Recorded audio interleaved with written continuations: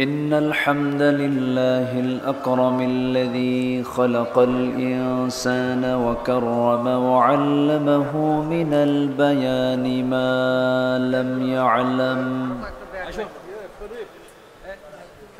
فسبحان الذي لا يحصى امتنانه باللسان ولا بالقلم. نشهد أن لا إله إلا الله وحده لا شريك له، ونشهد أن سيدنا وحبيبنا ومولانا محمدًا عبده ورسوله الذي أرسله بالحق بشيرا ونذيرا وداعيا إلى الله بإذنه وسراجا منيرا. فقد قال الله تعالى في كلامه المجيد وفرقانه الحميد: أعوذ بالله من الشيطان الرجيم. بسم الله الرحمن الرحيم.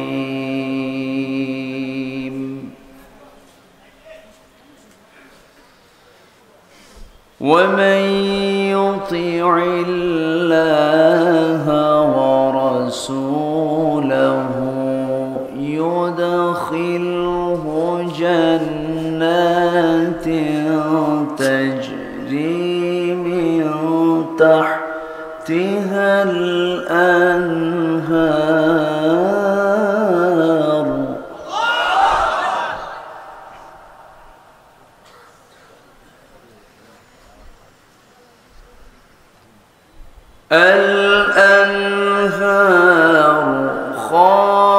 خالدين فيها، وذلك فوز العظيم.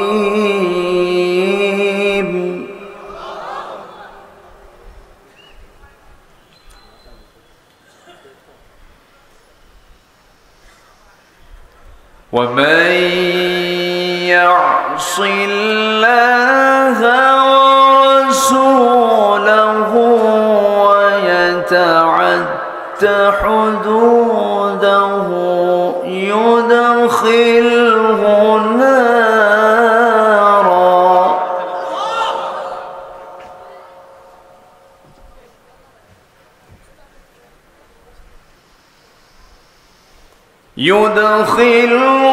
نارا خالدا فيها وله عذاب مهين.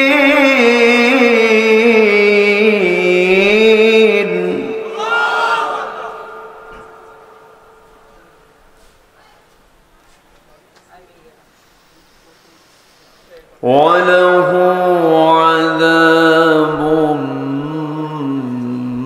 مهين.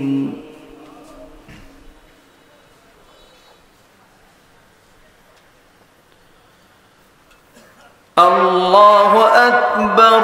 بسم الله الرحمن الرحيم.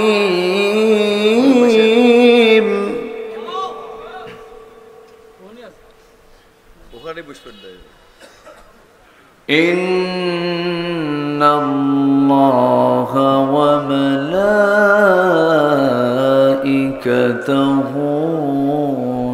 يصلون على النبي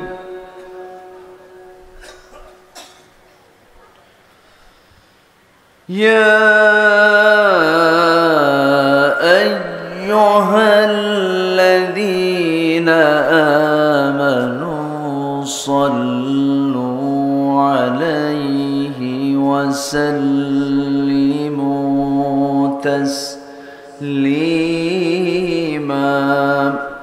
اللهم صل على سيدنا مولانا محمد وعلى آل سيدنا مولانا محمد একটু মোহাব্বত দিয়ে নবীর প্রেমে মাতোয়ারা হয়ে জবান খুলে আওয়াজ দিয়ে সবাই বলুন আল্লাহুম্মা صل على سيدنا مولانا محمد وعلى آل سيدنا مولانا محمد আমি কোরআনের সুর মাঝে শুনেছি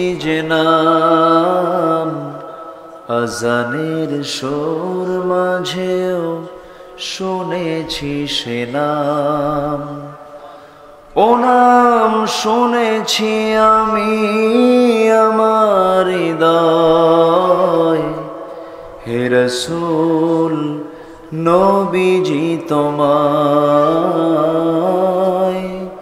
হে রাসূল নবীজি তোমায় আল্লাহুম্মা صل على سيدنا مولانا محمد وعلى آل سيدنا مولانا সবাই বলুন বালাগাল উলা বিকামালিহি كشف التجى بجماله حسنت جميع خصاله صلوا عليه وآله سورة يوسف بدار حكمة لقمان ما قارئ قرآن باری یہ دل سادمان ما بلغ العلا كشف التجى بجماله حسنت جميع خصاله صلوا عليه وآله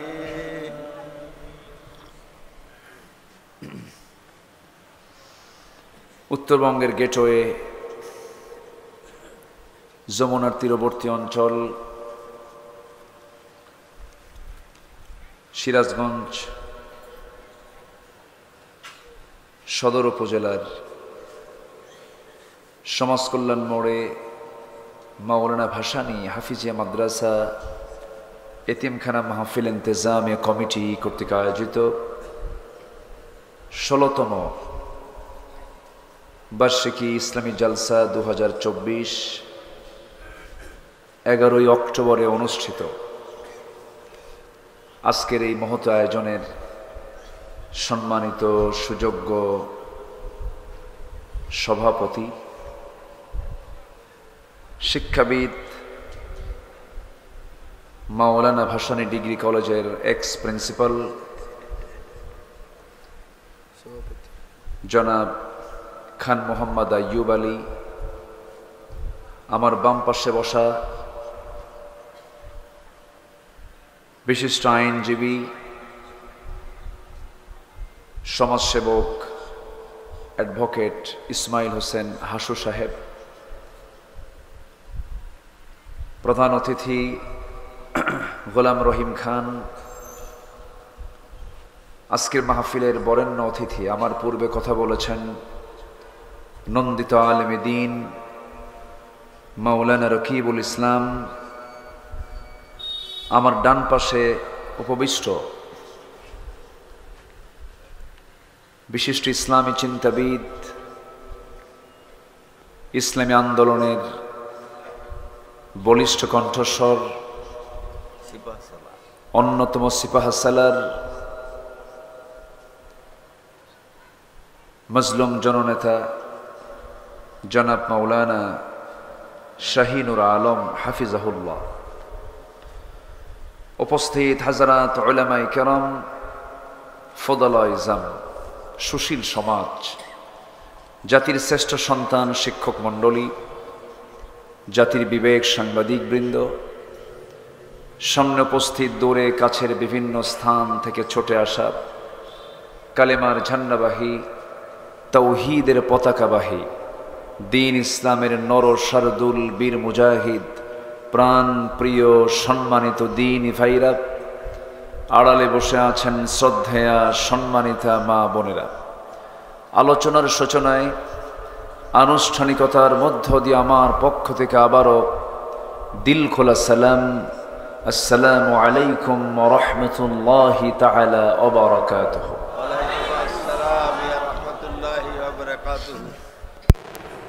সবাই কেমন আছেন? আলহামদুলিল্লাহ। আমাকেও প্রশ্ন করলেন, উল্টা প্রশ্ন। আল্লাহ তাআলা 5 অগাস্টের পর থেকে বিগত 16 বছরের চাইতে ভালো রেখেছেন। আলহামদুলিল্লাহ। মাহফিলে আসতে, মঞ্চে উঠতে আর আগের মতো সেই সিচুয়েশনটা নাই, আলহামদুলিল্লাহ। মাহফিল কমিটি ছিল থানায় সবচেয়ে বড় দাগী আসামি। আজকেও আসছিল। বলে যে মাহফিল করে লাভ কি, এরকম করে তারা কোরআনকে হেয় করে কথা বলতো। সেই পরিবেশ থেকে আমাদেরকে রেহাই দিয়েছেন তিনি আমার কে? আল্লাহ। আসতে বলবেন না, তিনি আমার কে? সেই মহান রবের শানে বলছি আলহামদুলিল্লাহ। কার মেরে বলছি আল্লাহুম্মা আল্লাহুম্মা ইন্নী আসআলুকা আল হুদা ওয়াত তুকা ওয়াল আফাফা ওয়াল গিনা। সবাই বলি আল্লাহুম্মা লাকা আসলামতু ওয়া বিকা আমানতু ওয়া আলাইকা তাওয়াক্কালতু। চিৎকার মেরে বলি আল্লাহুম্মা আইন্নি আলা যিকরিকা ওয়া শুকরিকা ওয়া হুসনি ইবাদাতিকা। আমরা আল্লাহ তাআলার শুকর আদায় করে নিলাম। সম্মানিত হাজিরিন, আমার আগের যিনি মেহমান ছিলেন, আমি ঘরে বসে তার আলোচনা শুনছিলাম। খুব সুন্দর গঠনমূলক কথা তিনি উপস্থাপন করেছেন। মাহফিলের মেহমানবৃন্দ তারা মুখতাসার নির্যাস কথাগুলো বলে ফেলেছেন। আমি শেষ ক্লাসে কিছু কথা ভাঙ্গাচূড়া বলতে চাচ্ছি। আমাকে সময় দেওয়া যাবে তো? কতক্ষণ থেকে? আমাকে সময় দেবেন তো সবাই? কারো কোনো কষ্ট হবে না তো? জোরে বলি ইনশাআল্লাহ। সম্মানিত হাজিরিন, যুগে যুগে আল্লাহ তাআলা মানুষের সঠিক পথের দিশা দেবার জন্য কিতাব এবং একজন হাদি, লিকুল্লি কওমিন হাদ, আল্লাহ তাআলা পথ প্রদর্শক পাঠিয়েছেন। নবী আলাইহিসসালাতু ওয়াসসালামদেরকে পাঠিয়েছেন। সর্বশেষ উম্মতের জন্য, আমাদের জন্য পাঠানো হয়েছে একজন মহান নেতাকে। তিনি হচ্ছেন মুহাম্মদুর রাসূলুল্লাহ। মুহাম্মদুর রাসূলুল্লাহ সাল্লাল্লাহু আলাইহি সাল্লামকে পাঠানো হয়েছে। আমরা হলাম মধ্যমপন্থী জাতি, উম্মাতান ওয়াসাতান লিতাকুনু শুহাদা আলান নাস। সূরাতুল বাকারা 143 নম্বর আয়াত। 143। কোরআনে কারীমের সূরা বাকারার আয়াত সংখ্যা হলো 286, আর ঠিক মিডিল আয়াত হচ্ছে 143, যার অর্থটাও মিডিল, উম্মাতাও ওয়াসাতা, তোমরাই হলে মধ্যম জাতি। সম্মানিত ভাইয়েরা, আমাদেরকে আল্লাহ তাআলা কিতাব দিয়েছেন শুধু কি এই কিতাব দিয়ে নামাজ পড়ার জন্য? এরকম মনে হয় আপনাদের? এত বড় কিতাব দরকার ছিল না শুধু নামাজের জন্য, এত বড় কিতাবের প্রয়োজন ছিল না শুধুমাত্র অধিবেশন শুরু করার জন্য, এত বড় কিতাবের কোনো প্রয়োজন ছিল না শুধুমাত্র আনুষ্ঠানিক কিছু ইবাদত সম্পন্ন করার জন্য। কোরআন নাজিল হয়েছে শুধু কিছু সমস্যা দূর করার জন্য না সকল সমস্যার সমাধান করার জন্য? আমার দেশে কোনো সমস্যা নাই তো? আছে। আসতে কয়, আমার দেশে কি সমস্যা আছে মনে হয়? সমস্যা আছে, এখনো সমস্যা। কই আমরা নাকি ভালো আছি? তাহলে হ্যাঁ, তাহলে 5ই অগাস্ট পরবর্তী আমরা যে বলতেছি আমরা বিজয় পেয়েছি, ঠিক আছে, আলহামদুলিল্লাহ, আমরা একটা পরিবেশ পাইছি, কিন্তু কোরআন যে সমস্যার সমাধান দিতে চায় সেই সমাধান কি এই জাতি এখনো পেয়েছে? পায়নি। তাহলে আমাদের কাজ কি হয়ে গেছে না রয়ে গেছে? কাজ করতে হবে। এখন সবচেয়ে বড় বিষয় হলো আমাদের কাজের অনুকূল পরিবেশ পেয়েছি, আমাদের কাজ এখনো উদ্ধার হাসিল হয়নি। সম্মানিত ভাইয়েরা, আমি আমার অভ্যাস অনুযায়ী আলোচনার সূচনায় একটি সূরা থেকে প্রথম থেকে 2টি আয়াত আমি তেলাওয়াত করেছি। এখানে আল্লাহ তাআলা জান্নাতের একটা অফার দিয়েছেন এবং সেকেন্ড আয়াতে জাহান্নামের, এটাকে অফার বলবো, এটাকে অফার, সতর্ক করেছেন, জাহান্নামের ঘোষণা দিয়েছেন। কে? আল্লাহ। আসতে বলবেন না, কে দিয়েছেন? আল্লাহ দিয়েছেন। তা আমাদের কিন্তু ঘুরে ফিরে আমাদের টার্গেট কিন্তু একটাই, সেটা হলো যে কোনো মূল্যে আমাকে জান্নাতে যেতেই হবে, কারণ জান্নাত হলো বাপের ভিটা। জান্নাত কার ভিটা? না বুঝতে কষ্ট হচ্ছে নাকি আপনাদের? ঠিক আছে তো? না সিরাজগঞ্জ বাপের ভিটা? বলেন, ভালো করে বলেন, বাপের ভিটা কোনটা বলেন? জান্নাত। আমরা জান্নাতি ছিলাম, কিন্তু মিস্টার ইবলিস খুব ডিস্টার্ব করছে ওখানে গিয়ে। তো ইবলিস যদি জান্নাতে ঢুকে আমার বাপকে আমার মাকে যদি ফাওয়াসওয়াসালাহুমা যদি ওয়াসওয়াসা দিতে পারে, সেই ইবলিস তো মনে হয় এই সমাজ কল্যাণ মোড় চেনে না। সব জায়গায় আছে। ও চেনে তো, এলাকা চেনে, সব চেনে।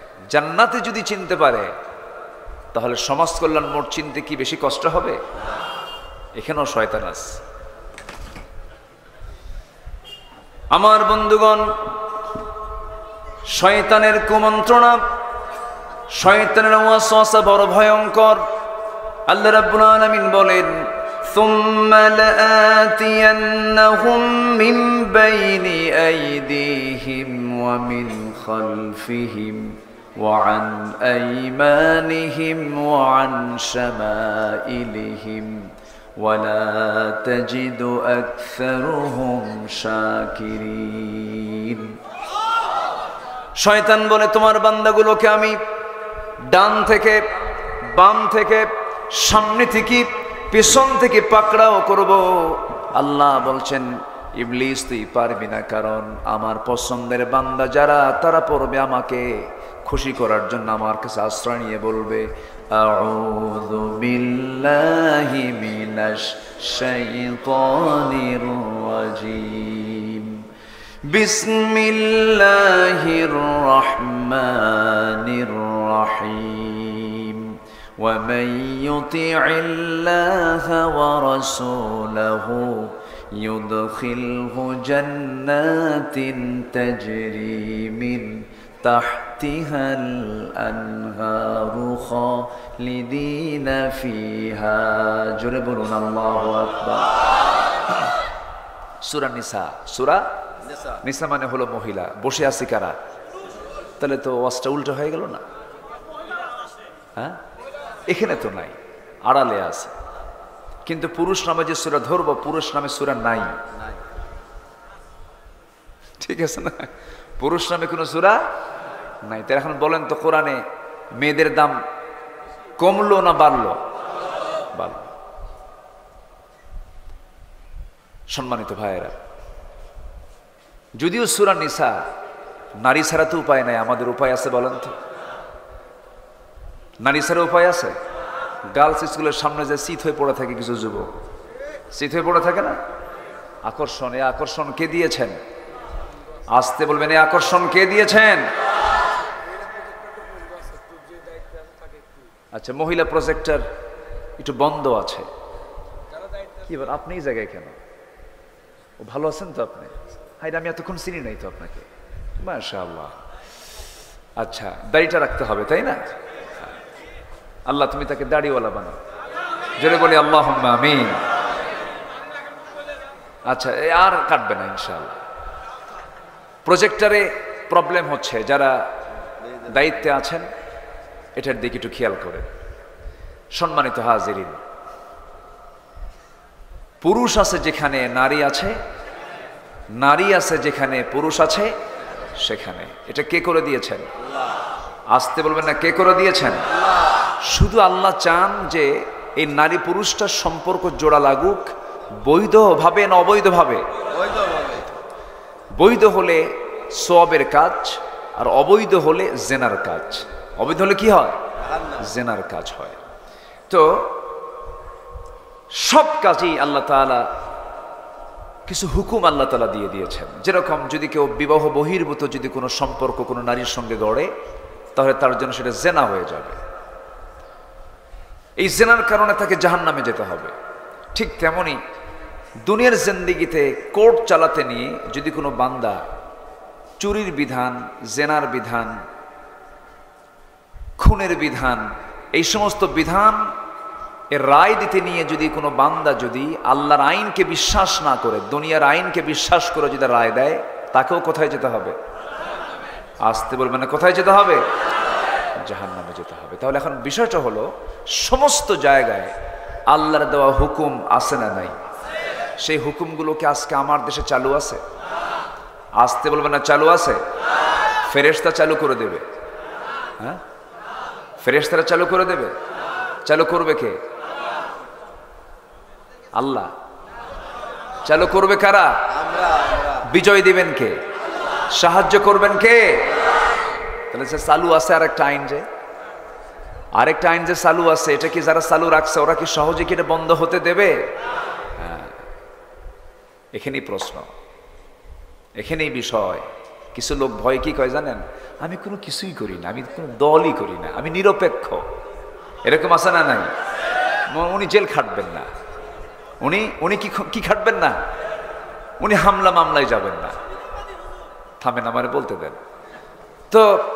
এরকম কিসমের কিছু লোক মনে হয় আমার দেশে সিরাজগঞ্জে নাই? আছে না নাই? পৃথিবীতে সেই লোকটাই সবচাইতে বড় বদমাইশ, যে বলে আমি নিরপেক্ষ। নিরপেক্ষ ব্যক্তি কখনো সঠিক মানুষ হতে পারে?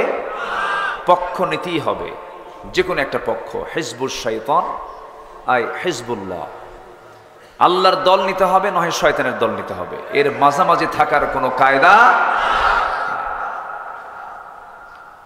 আল্লাহ রাব্বুল আলামিন বলেন, وَمَن يَتَوَلَّ اللَّهَ وَرَسُولَهُ وَالَّذِينَ آمَنُوا فَإِنَّ حِزْبَ اللَّهِ هُمُ الْغَالِبُونَ। আল্লাহকে যারা বন্ধু বানাবে, রাসূলকে যারা বন্ধু বানাবে, ইমানদারকে যারা বন্ধু বানাবে, এই দল, আল্লাহর দলটাই বিজয়ী হবে, এই ঘোষণা দিয়েছেন তিনি আমার কে। তাহলে দল করতে হবে কার? আল্লাহর। আমার দেশে কিন্তু আবার ইসলামী দলই মোটামুটি আছে 51টা। কয়টা বলেন? 51টা। কত গ্রুপিং, কত কি। কিন্তু বিগত 16 বছর বহু ইসলামী দল বিগত সরকারের সকল সুযোগ সুবিধা নিয়েছেন। তারা নিয়েছেন কিনা বলেন?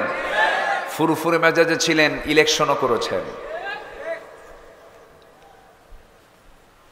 তাদের কোনো সমস্যা হয়নি। এখন প্রশ্ন হলো তাহলে সঠিক দল কোনটা? এখানে প্রশ্ন আছে। একজন মনীষীর মন্তব্য, তিনি বলেছেন বাতিল শক্তির বন্দুকের নল যেই দলের দিকে তাক করানো থাকে সেটাই হচ্ছে একমাত্র হক দল। বুঝতে কি আর বাকি আছে ভাই? বুঝতে কি আর অসুবিধা হচ্ছে? বহু জুলুম করেছো তোমরা। আমাদের উদাহরণ দেওয়ার জন্য আর মিশরে যেতে হয় না, আর ফিলিস্তিন যেতে হয় না।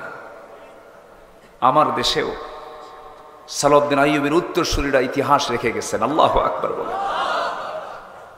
সৈয়দ কুতুব শহীদের উত্তরসূরি হয়ে অনেক অবদান, ইতিহাস তারা সৃষ্টি করেছেন বাংলার জমিনে। আলহামদুলিল্লাহ বলে, জোরে বলি আলহামদুলিল্লাহ।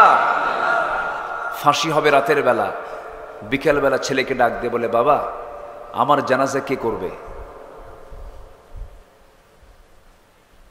আব্বা আপনি যার নামটা বলেন, তুমি আমার জানাজা পড়াবে। তোমার মা যেন পাবনায় না যায়, তোমার মার বড় কষ্ট হবে, তুমি আমার জানাজা পড়াবে। ফাঁসির মঞ্চের দিকে তাকে টানা লাগে নাই, তিনি দৌড়া দৌড়া চলে গেছেন। আল্লাহু আকবার বলবেন না? যেন এক খোবায়ে ফাঁসির মঞ্চের দিকে আগিয়ে যাচ্ছে। নতুন সাহাবীদের জন্য একটা মডেল এদেশে রূপায়িত হয়েছে। বলি আল্লাহু আকবার।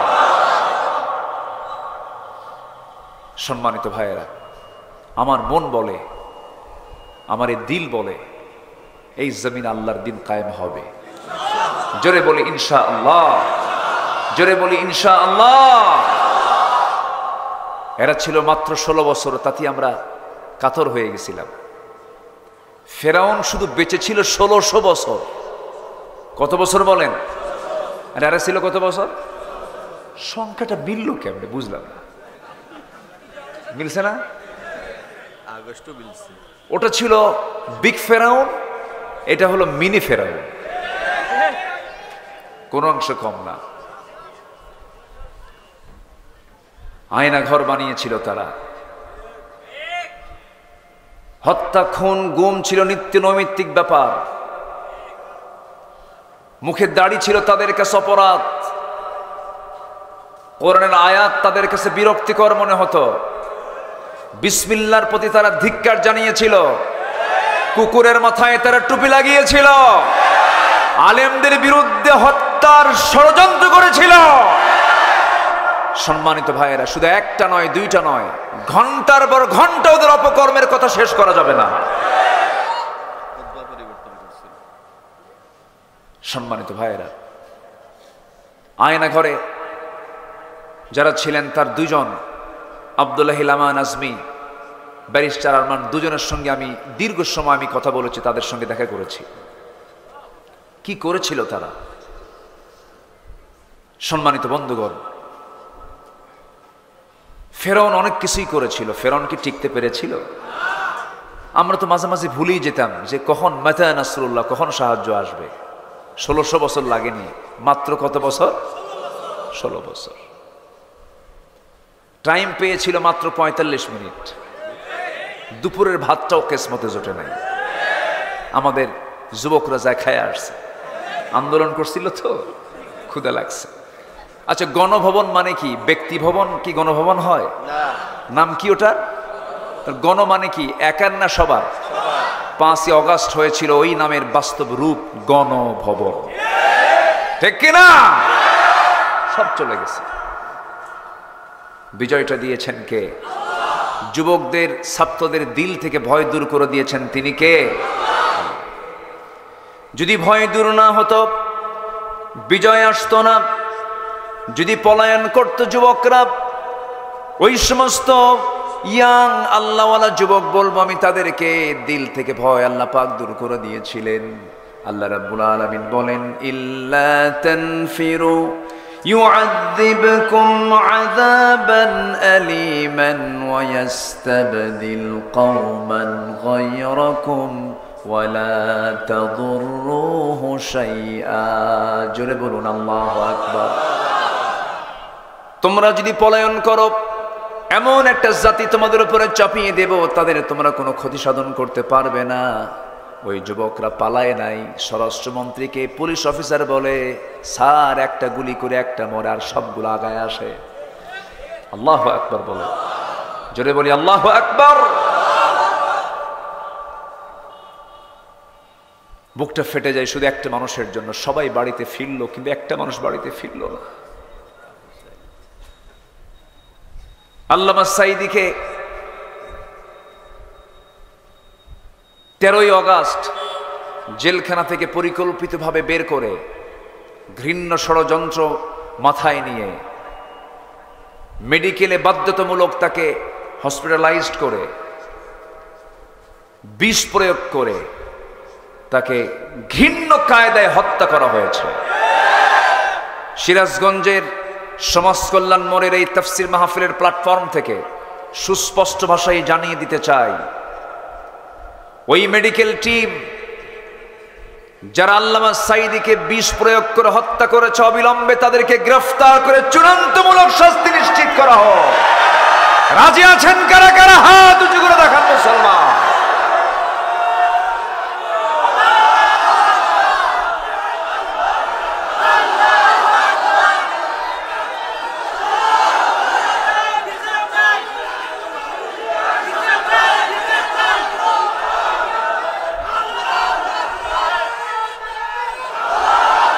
আল্লাহ কবুল করুন, জোরে বলি আমিন, আরো জোরে আমিন।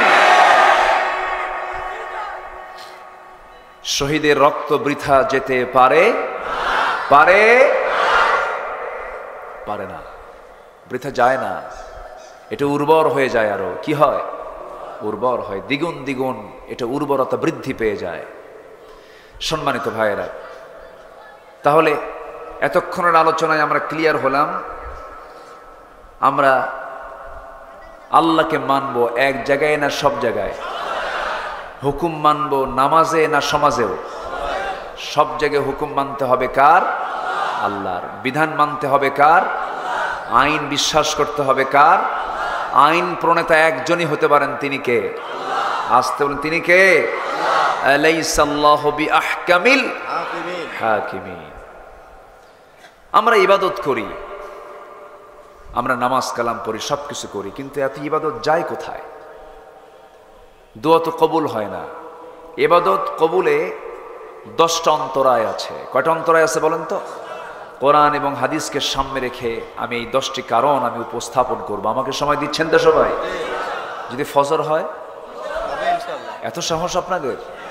আচ্ছা, দেখছেন কি করে? না, আমি এত সময় নেব না, একটু বসেন।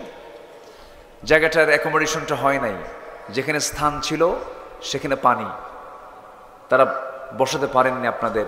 আমি মাহফিল কমিটির পক্ষ থেকে আমি ক্ষমা সুন্দর দৃষ্টি কামনা করছি, তারা পর্যাপ্ত জায়গা আপনাদেরকে দিতে পারে না। অনেকে দাঁড়িয়ে দাঁড়িয়ে কথাগুলো শুনছেন।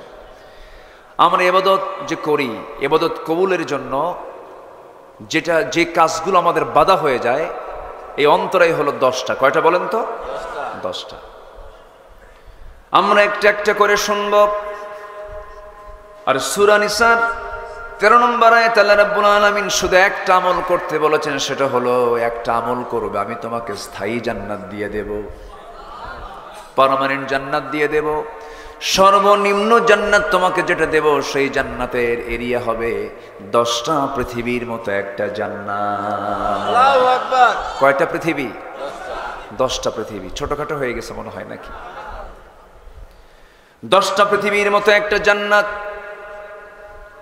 ছোটখাটো কোনো জায়গা নয়।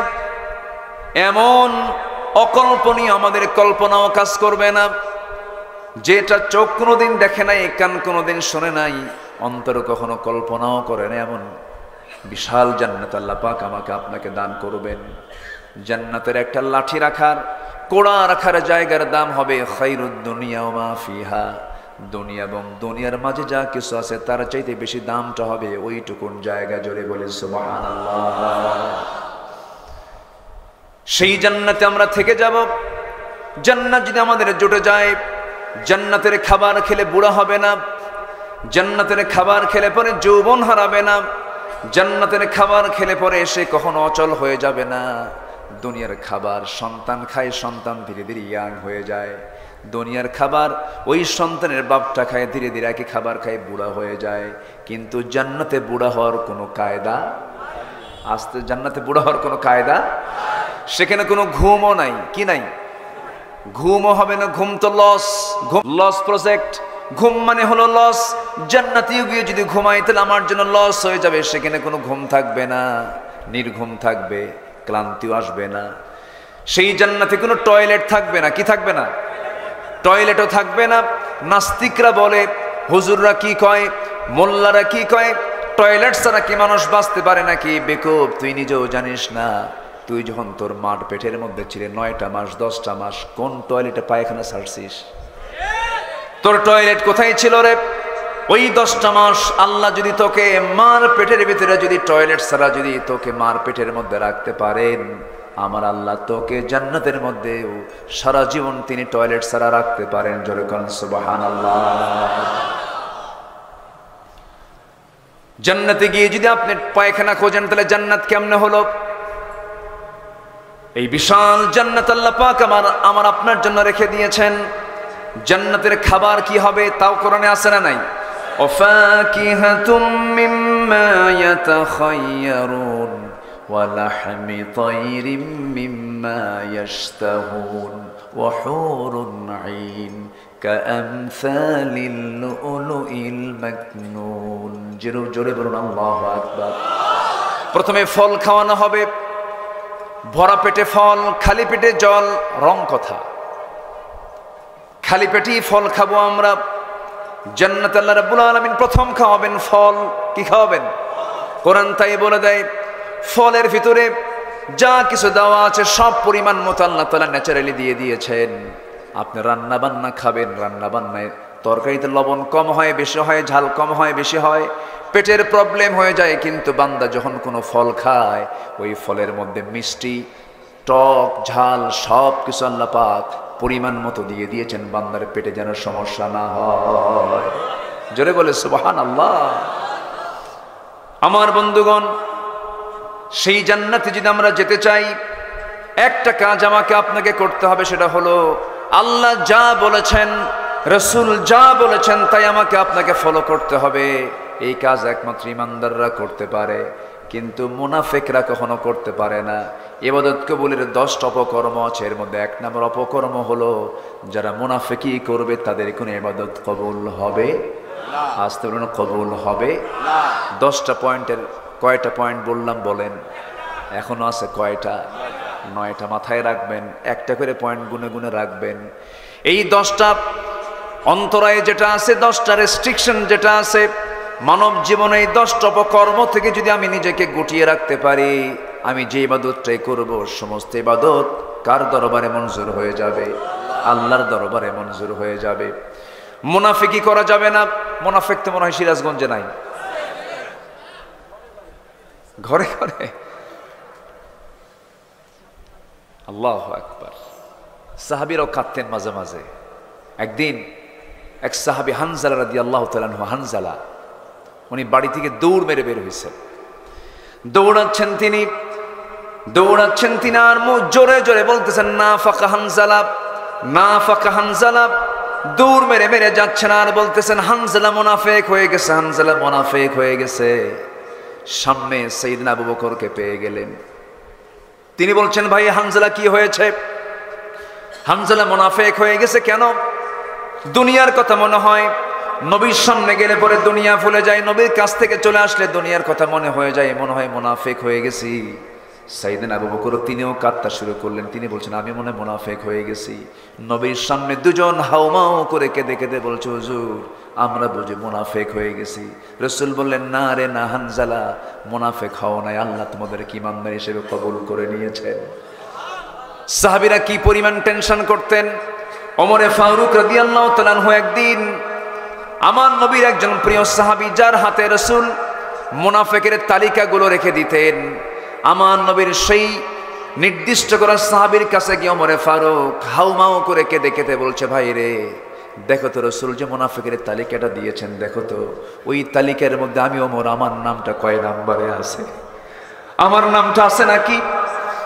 চিন্তা করে দেখেন, ওমর ফিল জান্নাহ, ওমর একজন জান্নাতি মানুষ, জান্নাতের সংবাদ দুনিয়াতে বসেই পেয়েছেন। তাদের মধ্যে এত বড় পেরেশানি ছিল।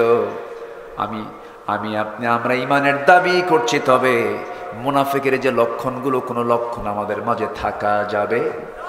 আসতে থাকা যাবে? মুনাফিকের লক্ষণ কিছু আছে না নাই? দেখিয়ে দিয়েছেন মুহাম্মদ সাল্লাল্লাহু আলাইহি ওয়াসাল্লাম। একটু মনোযোগ দিয়ে সবাই শোনার চেষ্টা করুন, কথাগুলো মাথায় রাখতে হবে। আজকে আমি যে সাবজেক্ট আমি প্রেজেন্ট করতেছি, প্রযুক্তির কল্যাণে, মিডিয়ার কল্যাণে গোটা দুনিয়া সাপ্লাই হয়ে যাবে।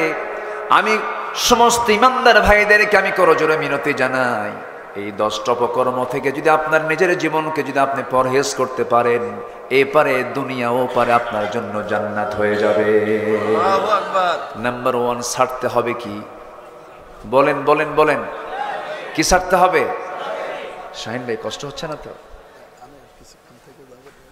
একসঙ্গে দোয়া করে দেব, একসঙ্গে দোয়া করে দেব। আপনাকে ছাড়লে আমির গেলে কি আর হয় বলেন তো? কখনোই না। দেখছেন কি করে? আমরা একসঙ্গে, খুব বেশি রাত করব না আমরা। জি, কষ্ট হচ্ছে নাকি আপনাদের? আলোচনা চালাই, জোরে বলি ইনশাআল্লাহ। 1 নাম্বার কি ছাড়তে হবে? মুনাফিকি। মুনাফিকির জন্য রাসূল দোয়াও করেছেন, নবীর দোয়াও কাম হয় নাই। মুনাফিকি এত খারাপ জিনিস। মুনাফিক হয়ে মারা গেল কেউ, তার জন্য যদি পৃথিবীর সেরা বড় বুজুর্গ আলেম এসেও যদি দোয়া করে, সেই দোয়াও কবুল করবেন না কে? মুনাফিকের জন্য কোনো সুপারিশও গ্রহণ করা হবে না। একটা প্রেক্ষাপট আছে। আমার নবীর জীবদ্দশায় রাসূল জানতেন লোকটা মুনাফিক। আমরাও কিন্তু জানি, কম বেশি বুঝি যে লোকটা মুনাফিক। বুঝি না? বুঝি, কিন্তু বসবাস করতে হয়। কি করবেন? আমার নবীজিও বসবাস করেছেন। মুনাফিকদের সর্দারের মৃত্যু হয়ে গেল। আমার নবীর কাছে সংবাদ চলে এলো, মুনাফিক বাপ, কিন্তু তার ছেলেটা আবার খুব ভালো সাহাবী ছিলেন। তার ছেলেটা নবীর কাছে এসে বলছেন, ইয়া রাসূলুল্লাহ, আমি আপনার সাহাবী। আমি জানি আমার বাপ জঘন্য মানুষ। আমার বাবার দ্বারাই বদর যুদ্ধ উস্কে দিয়েছিল। আমার বাবা ইহুদিদের সঙ্গে যোগসাজশ করেছে। আমার বাবা সব প্যাঁচ লাগায় দিয়েছে। আমার বাবা যুদ্ধগুলো আগায় নিয়ে এসেছে। আমার বাবা, আমি জানি আমার বাবা মুনাফিক মানুষ, কিন্তু হুজুর কি বলবো, বাপ তো আমার মায়া দয়া তো একটু কাজ করে, একটু মহাব্বত তো কাজ করে। আমার বাপ দুনিয়া থেকে বিদায় নিয়েছেন। হুজুর আপনি যদি আপনার গায়ের একটা জুব্বা দিতেন, আমার আব্বার গায়ে কাফনের কাপড় হিসেবে ব্যবহার করতাম, বরকত মনে করতাম। হুজুর আপনি দিবেন নাকি?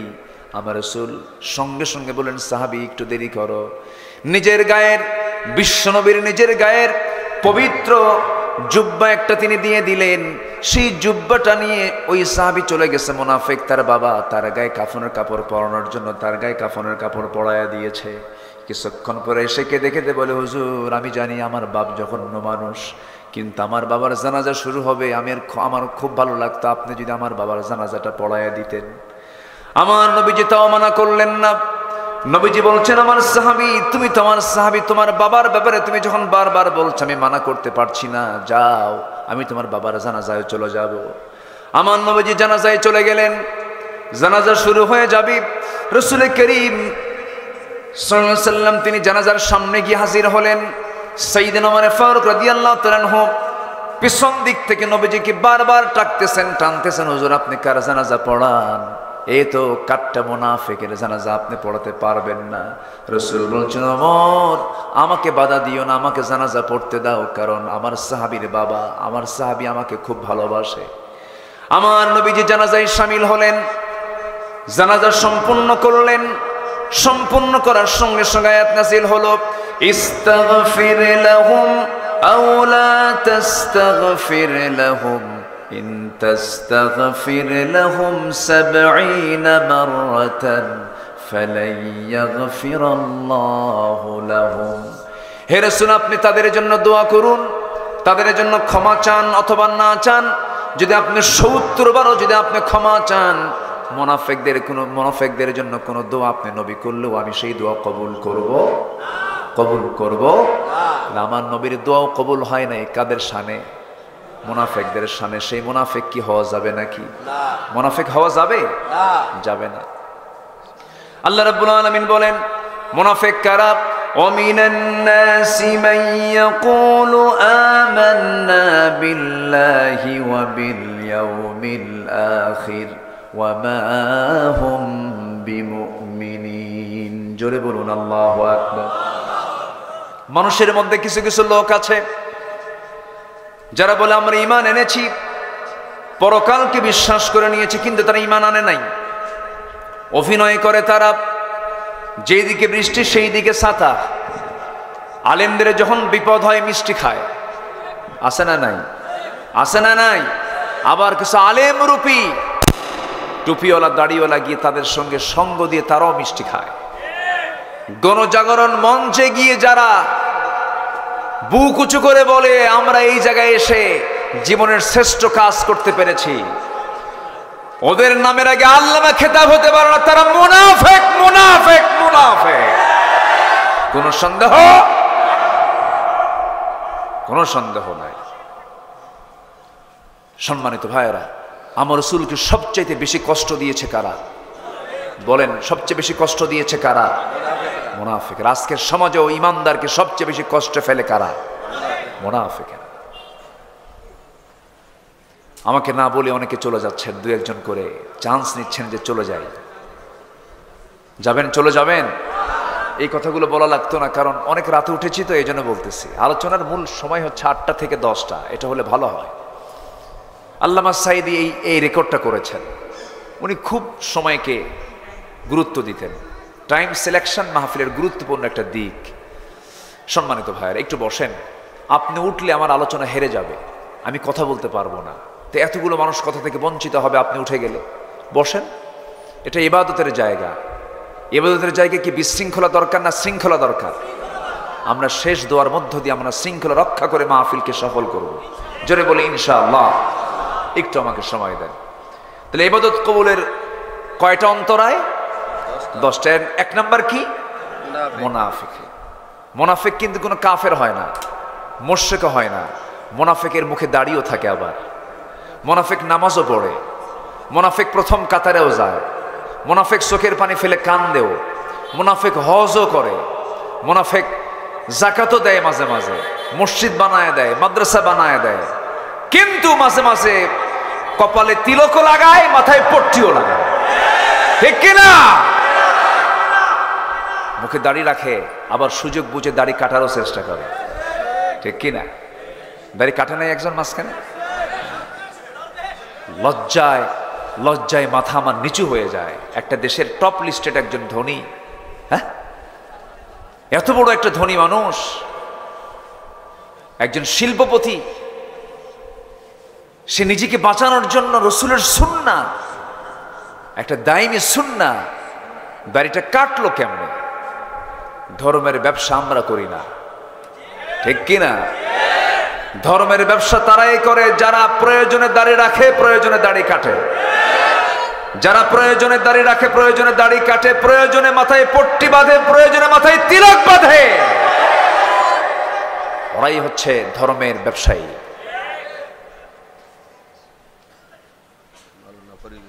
চিন্তা করুন,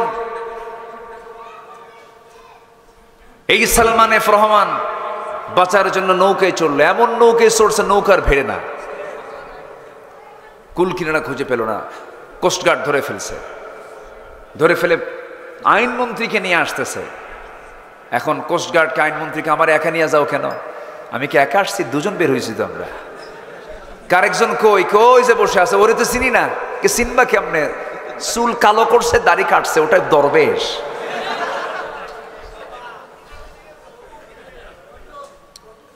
কি কথা কি বোঝা যায়? এখান থেকে একটা বিষয় ক্লিয়ার, সেটা হচ্ছে জালিম জালিমকেও ছাড়ে না, জালেম জালেমকেও ছাড়ে না, কিন্তু ইমানদার ইমানদারকে রক্ষা করে। ইমানদার যদি হয়, যদি দেখে আমার ভাইটা বিপদে পড়েছে, না আমি তাকে বিপদে ফেলতে, আমি বিপদে পড়ে যাই, কিন্তু আমার ভাইটা বিপদ থেকে বাঁচুক। সিলেটবাসীকে ধন্যবাদ। ওই কালামানিক বাঁচার জন্য চলে গেছে সিলেটে। সিলেটবাসীকে ধন্যবাদ জানাচ্ছি, তারা মোটামুটি তার বিসি আউট করে দিছে, সাইজ করছে। বদমাইশ, রাত তো স্বীকৃত ইসলাম দ্রোহী এরা, ইসলামকে এরা বরদাস্ত করতে পারে না, ইসলামকে এরা সহ্য করতে পারে না। সম্মানিত ভাইয়েরা, তাহলে মুনাফিকি কি আমাদের মধ্যে রাখা যাবে? মিথ্যা কথা বলা যাবে? ওজনে কম দেওয়া যাবে? ছলচাতুরি করা যাবে? লেনদেনে তারতম্য করা যাবে? এগুলো যারা করবে তারা কি? মুনাফিক। মুনাফিকের প্রসঙ্গ একটু বাদ দিলাম, যেহেতু আরো সামনে আরো কথা আছে। ইবাদত কবুলে 10 অন্তরায় আছে, এর মধ্যে 1 নম্বর হলো মুনাফিক, এটা বাদ দিতে হবে। নাম্বার 2 হলো নামাজ অলসতা ত্যাগ করতে হবে। আমার বন্ধুগণ, আমার দেশে বুকটা ফেটে যায়, 18 কোটি মুসলমান, কিন্তু আমার দেশে 4.5 লক্ষ মসজিদ থাকার পরেও মসজিদে মুসল্লি কম না মুসল্লি বেশি? শুধু কম না অনেক কম। আসল মুসল্লির পরিচয় হলো জোহর নামাজ না ফজর নামাজ। একটা গ্রামের মসজিদে যদি আপনি লক্ষ্য করে দেখেন, জোহরের চাইতে আসরের চাইতে ফজরের মুসল্লি দিয়ে মসজিদ ভরে গেছে, তখন ভাববেন আদর্শ গ্রাম এটা। আদর্শ গ্রামের বৈশিষ্ট্য হলো মসজিদ ফুটে উঠবে, ফজর নামাজের মুসল্লি বেশি হয়ে যাবে। কিন্তু এই চিত্র আর আজ চিত্রায়িত হয় না। মসজিদ পাকা হয়ে গেছে, নামাজ আলস্য তৈরি হয়ে গেছে। মসজিদ পাকা হলো, ইমানদারের ইমানটা কাঁচা হয়ে গেছে, মসজিদে যায় না, নামাজ পড়ে না। আমার বন্ধুগণ, আল্লাহ তাআলা বান্দার যত অপকর্ম আছে, সমস্ত অপকর্মের মধ্যে সবচাইতে একটা অপকর্মের সবচেয়ে বেশি রাগ করেন, সেটা হলো কি ছেড়ে দেওয়া? আসতে বলবেন না, কি ছেড়ে দেওয়া? নামাজ ছেড়ে দেওয়া। আল্লাহ রাব্বুল আলামিন সূরা মারইয়ামের মধ্যে বলছেন, ফাখালাফা মিন বা'দিহিম খালফুন আদাউস সালাতা ওয়াত্তাবাউশ শাহাওয়াত ফাসাউফা ইয়ালকাউনা গায়্যা। এই দুনিয়াতে যারা নামাজকে নষ্ট করে ফেলবে, নামাজকে বাদ দিয়ে ফেলবি, আমি তাকে অচিরেই শুধু জাহান্নাম নয়, জাহান্নামের গর্তের মধ্যে ঢুকাবো। সেই জাহান্নামের গর্তের নাম হলো গাই নামক গর্তের মধ্যে আমি তাকে ঢুকায়া ছাড়াবো। আল্লাহ তাআলা এত রাগ করে ফেলে এই কথাটা বলেছেন যে জাহান্নাম দিয়ে আল্লাহ তাআলা খুশি হবেন না, তাকে জাহান্নামের গর্তের মধ্যে, গাই নামক গর্তের মধ্যে তাকে ঢুকাবেন। রাগের কথা, কিসের কথা বলেন? রাগের কথা।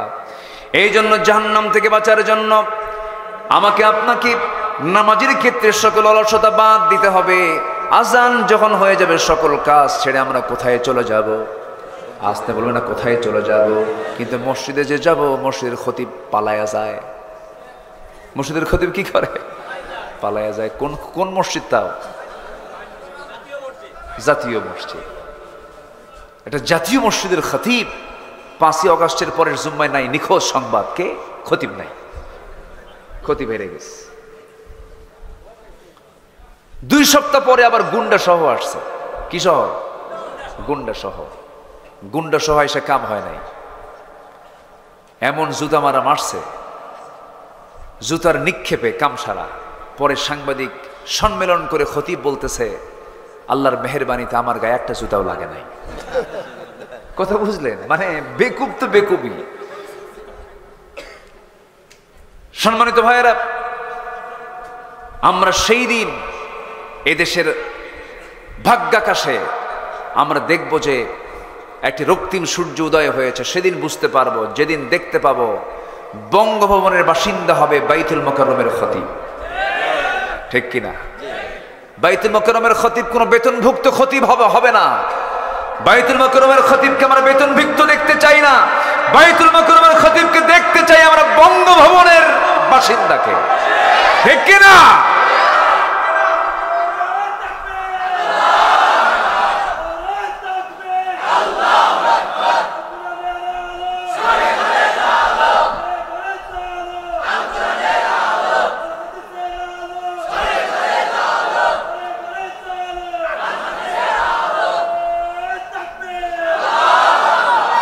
আল্লাহ কবুল করুন। জোরে বলি আমিন।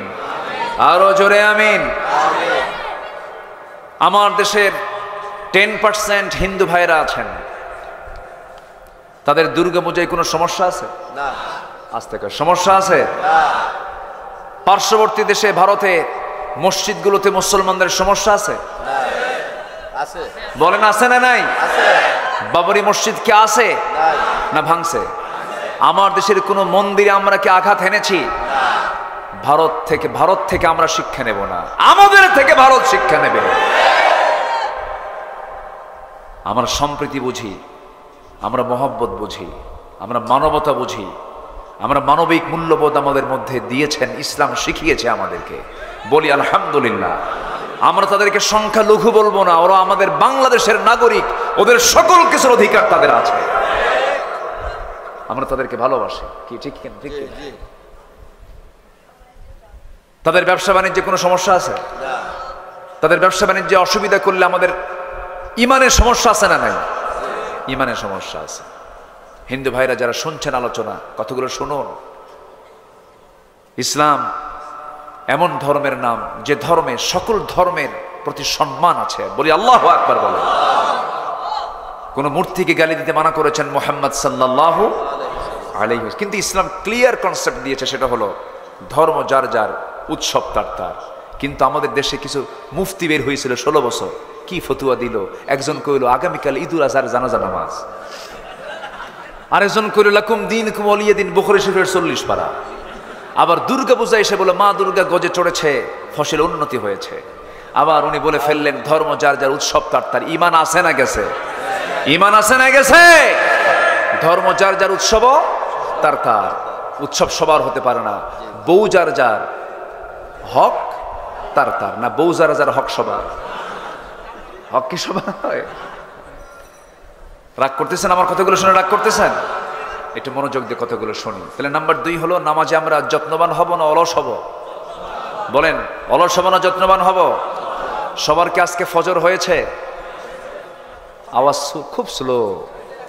জোহর হয়েছে? আসর হয়েছে? আজকে জোহর ছিল না জুমা ছিল? মানে একটু ভোগিযোগী করতেছেন মনে হয় নাকি? জুমা তো বাদ যায় না নাকি? জুমা বাদ যায় না, শুক্র আলেই সমস্যা নাই, কিন্তু জোহরে সমস্যা। নাম হলো ফজর আলী, 10টার দিকে ঘুম থেকে ওঠে। ওর মা কি নাম রাখছে বলেন তো? নাম হলো রমজান আলী, রমজান মাসে দুপুরবেলা ভাত খায়। নাম হলো খোকা মিয়া, বয়স হলো 80 বছর। নাম হলো বাদশা মিয়া, ভিক্ষা করে। কি করে? নাম হলো আতর আলী, পকেটে গাজার গন্ধ। এগুলো নাম দিয়ে কাজ হবে না। সিরাজগঞ্জে আর একটা প্রবলেম আছে, গাজীপুর, তারপরে কিছু চড়াঞ্চলে কিছু প্রবলেম আছে। কিছু বাবা আছে, বাবা, কিছু ভণ্ডামি আছে। বলবো বলবো কথাগুলো বলবো, কারণ যেখানে যে ওষুধ সে ওষুধ তো দেওয়া দরকার। কিছু বাবার দরবার আছে। আল্লাহর কসম করে বলি, পৃথিবীর কোনো মানুষ গায়েব জানে না। আপনার পীর আপনার কিচ্ছু করতে পারবে না। আপনার পীর আপনার কোনো কল্যাণ করতে পারবে না। আপনার পীর আপনার কোনো ক্ষতিও করতে পারবে না। বোঝে না এগুলো, সব পাগলের মতো যায় শীত হয়ে পড়ে থাকে। বাবা একটা বাচ্চা দিবা, ও কি বাচ্চা দেওয়ার মহাজন? বাচ্চা দিবেন কে? কে দিবেন বাচ্চা? ছেলে দিবেন কে? মেয়ে দিবেন কে? দিবেন না কে? ফয়সালা কার? মন খারাপ করবেন কেন? আল্লাহর কাছে বলবেন। আপনি মাজারে গিয়ে সেজদা দেয়, এগুলো আছে কিনা? সিরাজগঞ্জের নওগাঁ আছে, নওগাঁ এই যে তাড়াশ তাড়াশের দিকে আছে, সব চিনি, কোথায় কি হয় সব বুঝি। এখন সবগুলো তালিকা করতে হবে, ঠিক কিনা? যেখানে শিরক সেখানে প্রতিরোধ, যেখানে শিরকের গন্ধ আছে সেখানে লাঠি দিয়ে মোকাবেলা করতে হবে। ভণ্ডামিগুলো বাদ দিতে হবে। এই সমস্ত মাজারে নারী পুরুষ একাকার হয়ে যায়। ওরা বলে মেয়েদের নাভির নিচের সম্পত্তি খাস সম্পত্তি। কত বড় জঘন্য কথা এগুলো! পিটাইয়া সোজা করা দরকার বেয়াদবদের। সতর্ক থাকতে হবে এগুলো। এরা ইমান ছিনতাইকারী। আরে ছিনতাইকারী কি? ছিনতাইকারী, ইমান ছিনতাইকারী। আর সাবধান থাকতে হবে। আমি 2018 সালে জেলখানায় ঢুকলাম। তো জেলখানায় ঢোকা মাত্রই 2 বুড়ো চাচা, এক বুড়ো চাচা আমার দেখে দারুণ খুশি। সালাম দিলাম, চাচা আপনি হাসেন কেন? বাবা কাছে পাই না, আপনি আসছেন খুব খুশি হয়েছি। দেখেন তো জেলখানায় গেলে উনি খুশি হয়েছে। তো কেন আপনি খুশি হলেন কেন? দূর থেকে ওয়াজ শুনি, কাছে যেতেই পারি না, এত কাছে আসছেন, এখন মজা করে ওয়াজ শুনবো, এটা হচ্ছে ওনার চিন্তা। আরেক মুরব্বী দেখি এরকম 80 ঊর্ধ্ব বয়স, ঠোঁট কালো, মোষটা লাল হয়ে গেছে, কিসের যেন ফ্লেভার নেয়, বুঝেন নাই? তো বললাম, চাচা আপনি এই জায়গায় কেন? বাবা, এই সরকারের কোনো হুঁশ নাই। কেন? এরা গাছের বিরুদ্ধে নামছে, যে গাছটা বেহেশতের গাছ। বললাম, বেহেশতের গাছটা কি? কে বাবা বুঝবা না, গাজা গাজা। কত যে বিচিত্র দুনিয়ার বিচিত্র মানুষ, এই দুনিয়াতে বিচিত্র মানুষ। গাজা নাকি বেহেশতের গাছ। সকল নেশা হারাম করেছেন কে? আল্লাহ।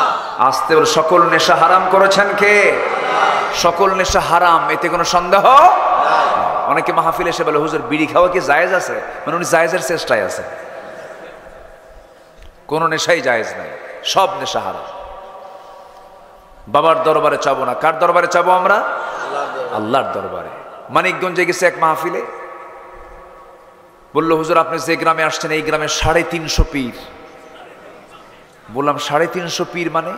এত পীর থাকতে আমার দাওয়াত দিয়েছেন কেন? হুজুর একটাও নামাজ পড়ে না। তাহলে কি পীর? নামাজি পীর না বেনামাজি পীর? বেনামাজি পীর হয় না ভণ্ড হয়? বেনামাজি পীর হয় না ভণ্ড হয়? আমার বন্ধুগণ, ওই সমস্ত সঙ্গগুলো ধরা যাবে না, শিরকির কাছে যাওয়া যাবে না, বিদআতের কাছে যাওয়া যাবে না, কোনো কবরে গিয়ে সেজদা দেওয়া যাবে না। আল্লাহ পাক সবাইকে নবীর কবর জিয়ারা করার তৌফিক দান করুন। আল্লাহ পাক আমাকে অসংখ্যবার দেখিয়েছেন নবীর কবর, নবীর মাকবার। আমি কতবার জিয়ারত করেছি আমার মনে নাই। আমি আমার নবীর কবরের সামনে গিয়ে যতবার আমি গিয়েছি, একটা বার আমার চোখের সামনে ধরা পড়ে নাই কেউ ফুল নিয়ে গেছে, চোখে দেখি নাই। কেউ দোয়া করতেছে, নবীর কাছে চাচ্ছে, এমন কোনো সুযোগও নাই। যদি কোনো কবরে যদি ফুল দেওয়া যদি জায়েজ হতো, গোটা পৃথিবীর সমস্ত ফুলগুলো বরাদ্দ হতো আমার নবীর কবরে। কোন ছবি যদি হ্যাঙ্গিং করা জায়েজ হতো, কোন মূর্তি বানানো যদি জায়েজই হতো, গোটা পৃথিবীর ভিতরে সবচেয়ে বড় মূর্তি নির্মাণ হতো আমার নবীর মূর্তি, ঠিক কিনা? মূর্তির পক্ষে ইসলাম নাই, ছবি ঝুলানোর পক্ষে ইসলাম নাই, কবরে কোন ফুল দেওয়ার পক্ষে ইসলাম। 21শে ফেব্রুয়ারি আসলেই খালি পায়ে না জুতা পায়ে? খালি পায়ে না জুতা পায়ে? কোন হাদিসে আসছে? কোন হাদিসে আসছে এগুলো? এগুলোকে আমাদের সোজা করার সময় এখন আসছে। আমরা 52 ভাষা আন্দোলনে যারা শহীদ হয়েছেন, আমরা তাদেরকে সম্মান করি। আল্লাহ তুমি তাদের কবরটাকে জান্নাতের টুকরা বানায় দাও। কে শিরকের প্রথা নিয়ে আমরা স্মরণ করব, এমন স্মরণের পক্ষে আমরা কথা বলবো না, হকের পক্ষে কথা বলবো, কল্লা দিয়ে দেব, আল্লাহ ছাড়তে পারবো না। যে কথার ভিতরে যে কাজের মধ্যে শিরিক আছে, সেই কাজের মধ্যে আমরা সোজা কথা। কথাগুলো রেকর্ড হচ্ছে, চলে যাচ্ছে, যাক চলে। সবার বাতিলদের দুর্গে আঘাত হানার দরকার আছে না নাই?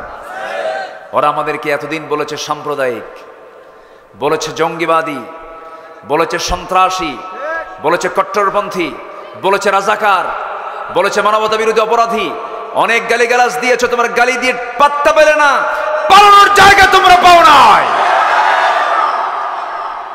ইসলামকে নিষিদ্ধ করতে চেয়েছিলে, ইসলামকে নিষিদ্ধ করেছো যেদিন 7 দিনও যায় নাই, তোমরা নিষিদ্ধ হয়ে গেছো। ইসলাম কারো বাবার নয়, ইসলাম কার? আসতে বলবেন না, ইসলাম কার?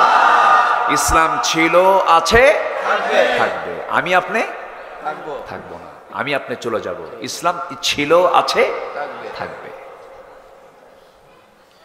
আমার বন্ধুগণ, তাহলে এখানে যারা আসছি সবার কাছে আমার করজোড়ে মিনতি, একটা ওয়াদা কি করা যায় নাকি মাহফিলে এসে? হুজুর আসছি যখন মাহফিলে, নসিবে যখন জুটেছিল মাহফিলে আসা, আজকের থেকে মৃত্যুর দিন পর্যন্ত 1 ওয়াক্ত নামাজ কখনো কাজা করব না। সিদ্ধান্ত কি নেওয়া যায় নাকি? এমন সিদ্ধান্ত যদি নিতে পারি, মাহফিল কবুল হয়ে যাবে, বড় একটা উপকার হয়ে যাবে মাহফিলের, আমাদের আশা ধন্য হয়ে যাবে। কারণ আল্লাহ পাক খুব রাগ করে ফেলেন নামাজটা না পড়লে পরে। আবার বান্দা যখন ওযুটা বানায় আল্লাহ এত খুশি হয়ে যান, বান্দা ওযু করার সঙ্গে সঙ্গে সমস্ত সগীরা গুনাহগুলো মাফ হয়ে যায়। বান্দা যখন নামাজে দাঁড়ায় আল্লাহ বান্দার সামনে দাঁড়ায়া যায়। আল্লাহ বান্দার সামনে দাঁড়ায়া বলেন, বান্দারে আমার কাছে কি চাস বল। আলহামদুলিল্লাহ রাব্বিল আলামিন। আল্লাহ সঙ্গে সঙ্গে জবাব দেন, হামিদানি আবদি। আর রহমানির রহিম আল্লাহ জবাব দেন, আথনা আলাইয়া আবদি। বান্দা বলে, আর রহমানির রহিম মালিক ইয়াউমিদ্দিন, মাজ্জাদানি আবদি। ইয়্যাকা না'বুদু ওয়া ইয়্যাকা নাস্তাঈন পর্যন্ত যখন বান্দা বলে, আল্লাহ বলেন, হাদা বাইনি ওয়া বাইনা আবদি। বান্দা তুই আমার কাছে কি চাস প্রাণ খুলে চা। ইহদিনাস সিরাতাল মুস্তাকিম থেকে শুরু করে নিয়ে ওয়ালাদ-দাল্লিন পর্যন্ত যখন বান্দা বলে, আল্লাহ বলেন, বান্দারে নামাজে দাঁড়িয়ে দাঁড়িয়ে এতক্ষণ ধরে তুই যা চাইলি সমস্ত চাওয়া আমি আল্লাহ রাব্বুল আলামিন কবুল করে নিলাম। আল্লাহু আকবার। বান্দা যখন রুকুতে দাঁড়ায়, রুকুতে যায়, আল্লাহ তখন অস্থির হয়ে যান। বান্দা যখন সেজদায় পড়ে যখন তাসবিহ জপা শুরু করে দেয়, আল্লাহ ফেরেশতাদেরকে ডাক দিয়ে বলেন, ফেরেশতারা দেখো কেমন করে বান্দা আমাকে সেজদা দিচ্ছে। এই বান্দার তামাম জিন্দেগীর সমস্ত গুনাহগুলো মাফ করে দিয়ে আমি আল্লাহ তার জন্য জান্নাতের বাজেট পাস করে দিলাম।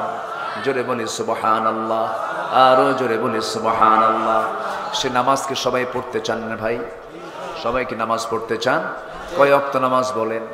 কারা কারা পড়বেন? মাহফিলকে আমরা সফল করতে চাই, একটু হাত উঁচু করে দেখান তো। জোরে বলি ইয়া আল্লাহ, আরো জোরে ইয়া আল্লাহ। আমাদেরকে 5 ওয়াক্ত সালাত আদায় করার তৌফিক তুমি আল্লাহ দিয়া দাও।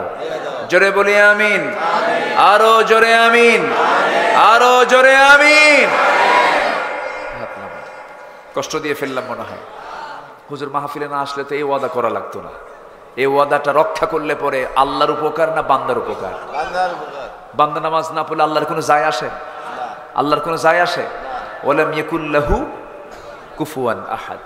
নাম্বার 3, কয়টা অন্তরায় বলেছি? 10টা। আমি যারা আমাকে আলোচনা ফলো করেন, আমি পয়েন্টের বাইরে যাই না। আমি একটা বিষয়কে সামনে রেখে কথা বলি। যারা আমাকে শোনেন জানেন, একটু আমরা শেষ পর্যন্ত শুনবো আজকে। কষ্ট হচ্ছে না তো আপনাদের? আচ্ছা, নাম্বার 3 হলো, যেখান থেকে আমি তেলাওয়াত করেছি সে আয়াতের সঙ্গে মিলে যাচ্ছে। এখন আল্লাহ রাব্বুল আলামিন নাম্বার 14 আয়াতে, সূরা নিসার 14 নম্বর আয়াতে বলছেন, وَمَن يَعْصِ اللَّهَ وَرَسُولَهُ وَيَتَعَدَّ حُدُودَهُ يُدْخِلْهُ نَارًا خَالِدًا فِيهَا وَلَهُ عَذَابٌ مُهِينٌ। জোরে বলুন আল্লাহু আকবার। নাম্বার 3 হলো আল্লাহ এবং রাসূলের চরম অবাধ্যতা। আল্লাহকেও মানে না, রাসূলকেও মানে না, আল্লাহর আইনকে মানে না, নবীজির বিধানকে মানে না, এমন লোক বুঝি বাংলার জমিনে একটাও খুঁজে পাওয়া যাবে না। আসতে বলবেন না, আছে না নাই? আছে না নাই? আল্লাহ বলছেন, বান্দারে এমন চরিত্র যদি তোর হয়ে থাকে আমি তোকে স্থায়ী জাহান্নাম দেব। কি জাহান্নাম বলেন? স্থায়ী জাহান্নাম, মানে তার জাহান্নাম থেকে বের হওয়ার কোনো সুযোগ নাই। আমার বন্ধুগণ, মারাত্মক অপরাধ এটা, মারাত্মক অপরাধ এটা। এই অপরাধেরই কোনো ক্ষমা হবে না। আমার নবীর বিরুদ্ধে, আল্লাহর বিরুদ্ধে কথা বলার মতো এরকম কিছু কালপিট আমার দেশেও আছে।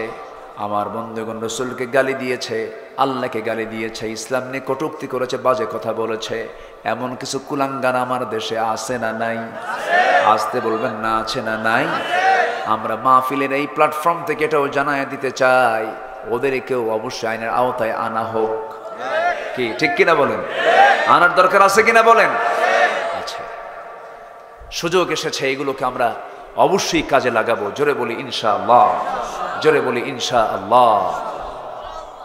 অনেক লম্বা লম্বা কথা ছিল, শর্ট করে বলছি, একটু মনোযোগ দিয়ে কতগুলো শুনুন। নাম্বার 1 হলো মুনাফিকি, নাম্বার 2 হলো নামাজ আলস্যতা, নাম্বার 3 হলো রসুলের আল্লাহর চরম অবাধ্যতা, নাম্বার 4 হলো আল্লাহর সাথে শিরিক করা, আল্লাহর সঙ্গে শিরিক করা। শিরিকের মতো অপরাধ আল্লাহ কখনো মাফ করবেন না। শনিবারে বাঁশ কাটা যাবে না, আছে নাকি?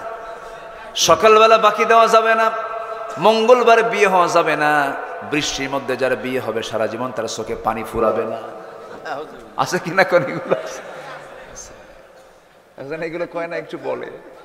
ট্রাকের পেছনে ছেঁড়া জুতা ঝুলে রাখছে। বহুদিন আগে এক ট্রাকের ড্রাইভারকে ডাক দিয়ে বললাম, ভাই রে, এই ট্রাকের পিছনে ছেঁড়া জুতা রাখার কি দরকার? হুজুর বুঝবেন না, বদনজর। বদনজর কি নজর? বদনজর থেকে বাঁচার জন্য ছেঁড়া জুতা ঝুলায় রাখছে। কথার শিরিক হয়, চিন্তার শিরিক হয়, কাজের শিরিক হয়, বিশ্বাসগত শিরিক হয়ে যায়। এই সমস্ত শিরকের কাজে যাওয়া যাবে না। দল করতে হবে। কার দল? মানুষের তৈরি করা দল করলে কি হয়ে যাবে? শিরিক। বলেন কি হবে? বলেন কি হবে? শিরিক হয়ে যাবে। ইসলাম ছাড়া আরো দল দুনিয়াতে আসে না নাই? বলেন। আমেরিকার পুঁজিবাদ, রাশিয়ার কমিউনিজম, সমাজতন্ত্র, সোশিয়ালিজম। আমার বন্ধুগণ, দুনিয়াতে ইসলামিজমের বিপরীতে 70 থেকে 80টি মানব রচিত মতবাদ আছে। এই সমস্ত মতবাদগুলো মানুষ বানাইছে মানুষের সুখের জন্য, মানুষ বানাইছে মানুষের নিজের আত্মপ্রতিষ্ঠার জন্য, মানুষ বানিয়েছে মানুষের নিজের সুবিধার জন্য, কিন্তু ইসলাম দিয়েছেন বান্দার সুবিধার জন্য। জোরে বলেন সুবহানাল্লাহ। প্রত্যেকটা মতবাদের পেছনে আপনি ভুল খুঁজে পাবেন। আমেরিকাতে একটা আইন পাশ হয়েছিল, যে সূরার যে আয়াত থেকে আমি আলোচনা করছি তার 2 নম্বর আগেই আয়াত আল্লাহ তাআলা মিরাস নিয়ে আলোচনা করেছেন, মিরাসের সম্পত্তি অংশ বন্টন নিয়ে কথা বলেছেন। আমেরিকাতে তারা নতুন কোন আইন পাশ করলো, বাবার 4টা ছেলে যদি হয়, বড় ছেলেটার সম্পত্তি বেশি পাবে, আর পরের 2টা ছেলে 3টা ছেলে তার চাইতে সম্পত্তি কম পাবে, কারণ বড় ভাইয়ের অবদানটা বেশি হয়। এই আইন পাশ করার 10 বছরের মাথায় দেখা গেল কোন পরিবারের বড় ভাই নাই, সব বড় ভাই খুন হয়ে গেছে। কি হয়ে গেছে? খুন হয়ে গেছে। এটা মানুষের তৈরি কোন আইন। এখানে কোনোদিন স্থায়ী সমাধান হবে না। আমার দেশের সংবিধানের সংশোধনী আছে না নাই? শুধু সংশোধনই হচ্ছে, কিন্তু সংশোধন হতেইছে, জাতির কোনো পরিবর্তন হচ্ছে না। কিন্তু আল্লাহ তাআলা যে সংবিধান দিয়েছেন তার কি কোনো সংশোধন দরকার আছে? সংকোচন দরকার আছে? তারপরে সংযোজন দরকার আছে? তাহলে সংযোজনও লাগবে না, সংকোচন লাগবে না, কিচ্ছু লাগবে না। শুধু রেডি করার সংবিধান কোরআন শুধু পার্লামেন্টে পৌঁছে দিতে হবে মুসলমান। এটা যদি চাই, যখনই চাই তখনই বলে এই যে এই কি বলে, জঙ্গি, মৌলবাদী, রক্ষণশীল। দেখেন না ভাষাগুলো কি মনে হয় কি যেন হয়ে যাচ্ছে একটা, কিচ্ছু না। জুতা পেটা করা দরকার বেয়াদবদের। ওরা নিজেরাও মানতে চায় না, কাউকে মানতে দেয় না। ওরাই তাগুত। ওরা কি বলেন? ওরাই তাগুত। আমরা তাগুতের বিরুদ্ধে অবস্থান নেব। জোরে বলে ইনশাআল্লাহ। শিরিকের কাছে যাব না। জোরে বলে ইনশাআল্লাহ। আল্লাহর দল ছাড়া অন্য কোনো দল করা কি বলেন? শিরিক। বলেন কি বলেন? বলেন। আল্লাহর দল ইসলাম ছাড়া অন্য কোনো দল করা কি কিসের কাজ বলেন? শিরকের কাজ। আমার বন্ধুগণ, আল্লাহ রাব্বুল আলামিন বলেন, ওয়ামান ইউশরিক বিল্লাহি ফাকাদ হারামাল্লাহু আলাইহিল জান্নাহ ইন্নাল্লাহা লা ইয়াগফিরু আন ইউশরাকা বিহি ওয়া ইয়াগফিরু মা দুনা যালিকা লিমান ইয়াশা। আল্লাহ সব গুনাহ মাফ করবেন। তোমার গুনাহ আসমান ছেয়ে গেছে, কোনো প্রবলেম নাই। সামা বিকরাবিল আরদিল খাতায়া, গোটা জমিন ছেয়ে গেছে, কোনো সমস্যা নাই। আল্লাহ তুশরিক বি শাইআন, আমার কাছে শিরিক মুক্ত হয়ে আসো। সব গুনাহ তোমার খাতা থেকে আমি সাফ করে আমি তোমাকে জান্নাতের মেহমান বানায়া নেব। দল করে যেতে হবে কার ভাই? আসতে বলবেন না, কার দল করে যেতে হবে? এই জমিন আমরা কার আইন চাবো? আসতে বলবেন না, কার আইন চাবো? আরো জোরে কার আইন? আরো জোরে কার আইন? আরো জোরে কার আইন? আমার বন্ধুগণ, নাম্বার 5, ওই সমস্ত বান্দার জন্য ইবাদতের বড় অন্তরায় হয়ে যাবে যারা সামনে পেছনে যারা পরনিন্দা করে। এমন লোক মনে হয় সিরাজগঞ্জে নাই। 4 দোকানের নাম দিয়েছি আমি। 4 দোকানগুলো আছে না কিছু, 4 দোকান গিবতখানা। ওটা কি খানা বলেন তো? গিবতখানা। 4 দোকান মানে হচ্ছে গিবতখানা, শুধু গিবত আর গিবত। চৌরাস্তার মোড়ে, ত্রিমোহনীর মোড়ে একটা 4 স্টল নিয়ে বসে থাকে, চা খায় আর জানো কি হয়েছে জানো, এই যে কি হয়েছে জানো, এই কি হয়েছে জানো, এটাই হলো সামনে আর পেছনে কি করা? পরনিন্দা করা। এই পরনিন্দা যারা করবে তাদের জন্য রহমত না ধ্বংস? একটা সূরা আছে, যারা পারেন আমার সঙ্গে ঠোঁট মিলিয়ে বলেন। নামাজ তো পড়ি, অর্থ অনেকে বুঝি না। আল্লাহ রাব্বুল আলামিন বলেন কমন সূরা, ওয়াইলুল লিকুল্লি হুমাযাতিল লুমাযাতিনিল্লাযী জামা'a মালাহু ওয়া 'আদ্দাদাহু ইয়াহসাবু আন্না মালাহু আখলাদাহু কাল্লা লায়ুনবাযান্না ফিল হুতামাতি ওয়া মা আদরাকা মাল হুতামাহ নারুল্লাহিল মুকাদাহ التي تطلع على الأفئدة إنها عليهم مؤصدة في عمد ممددة। এর মধ্যে এই সূরার মধ্যে দাদা শব্দ আছে না নাই? ছোট্ট একটা মেয়ে একদিন আমাকে বলে, হুজুর এই সূরার মধ্যে দাদা আছে, নানা নামে সূরা নাই। দেখছেন, ও শুধু দাদা খুঁজে পাইছে, কিন্তু এই সূরার মধ্যে এত ভয়ঙ্কর কিছু কথা আছে। আল্লাহ রাব্বুল আলামিন ওয়াইল নামক দোজখের মধ্যে তাকে ঢুকায় দিবেন যারা সামনে পিছনে যারা পরনিন্দা করে। আমার শাহিন ভাই নাই, সেই জায়গায় একজন লোক যদি আরেকটা লোকের সামনে যদি শাহিন ভাই ব্যাপারে কোনো কথা বলে যা তার জন্য কষ্ট হবে, এই লোকের জন্য জাহান্নাম, এই লোকের জন্য কি বলে জাহান্নাম। এই গীবতগুলো করা যাবে না। তবে হ্যাঁ, হয়তো বলবেন হুজুর যারা আকাম কুকাম করবে তাদের ব্যাপারে যদি কথা না বলি তাহলে তো আকাম কুকাম যে তারা করছে এটা যাদের সামনে স্পষ্ট হচ্ছে না। কিছু কিছু প্রবলেম হলো জাতীয় প্রবলেম, যারা জাতীয় অপরাধ করবে তাদের অপরাধগুলো প্রকাশ করার দায়িত্ব আছে না নাই? বলেন আছে না নাই? আছে। এই প্রকাশ্য গুনাহ যারা করবে, প্রকাশ্য অপরাধ যারা করবে তাদের কথাগুলো সবার সামনে স্পষ্ট করে দেওয়ার দরকার আছে না নাই? আছে। এই ব্যাপারে আজকে আর কথা বলার সময় পাচ্ছি না, শুধু এতটুকু বলবো, আমরা ইবাদত কবুলের জন্য এই মুখে কোনো পরনিন্দা, গীবত, বহতান, মিথ্যা কথা বলা যাবে। মুখটাকে পরিষ্কার করবো আমরা। ওয়াকুলু লিন্নাসি হুসনা, যদি কথা বলতে চাও সুন্দর সুন্দর কথা বলো, বেফাঁস কোনো কথা বলো না, বাজে কোনো কথা বলো না। এই দুনিয়াতে একজন ব্যক্তির রেকর্ড যার জীবনে কোনোদিন কৌতুক করে মিথ্যা কথা বের হয় নাই, তার মুখ থেকে জীবনে একটাও মিথ্যা বের হয় নাই। তিনি অন্য কেউ নন, তিনি আমার কে বলেন? মুহাম্মদ সাল্লাল্লাহু আলাইহি ওয়াসাল্লাম। আহারে, রাসূল জীবনে একটা মিথ্যা কথা বলেন নাই, কৌশল করেও কথা বলেন নাই, কৌশল করে টেকনিক করেও মিথ্যা কথা বলেন নাই। আমরা তার উম্মত, আমরা খেলতে হাসতে হাসতে আমরা মিথ্যা কথা বলে ফেলি না, কখনো করা যাবে না। আমার বন্ধুগণ, আমার ভাইরা, নাম্বার 6 হলো আল্লাহকে ভুলে থাকা এবং মন্দ কাজের আদেশ করা। এই সমস্ত কাজগুলো মুনাফিকদের কাজ। আল মুনাফিকুনা ওয়াল মুনাফিকাতি বা'দুহুম মিন বা'দ ইয়া'মুরুনা বিল মুনকারি ওয়া ইয়ানহাউনা আনিল মা'রুফ ওয়া ইয়াকবিদুনা আইদিয়াহুম। জোরে বলি আল্লাহু আকবার। আল্লাহ রাব্বুল আলামিন বলছেন, মন্দ কাজকে তোমরা প্রমোট করো না। বিগত 16 বছর আমার দেশে দেখেছি অধিকাংশ ওয়াজ মাহফিল, তাফসীর মাহফিলের যে সভাপতি, সে থাকে আবার যাত্রা কমিটির সভাপতি, ঠিক কি না? Double standard. সে আল্লাহকে খুশি রাখছে, শয়তান আবার বেজার হওয়ার কি দরকার? দুই দিকেই থেকেছে না। ইমানদার দুই দিকে থাকবে না। ইমানদার থাকবে কার দিকে? আসতে বলবেন না, কার দিকে? আল্লাহর দিকে।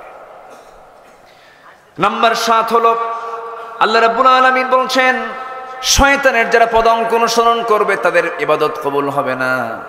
জেনা করা কি? বলেন। সুদ খাওয়া কি?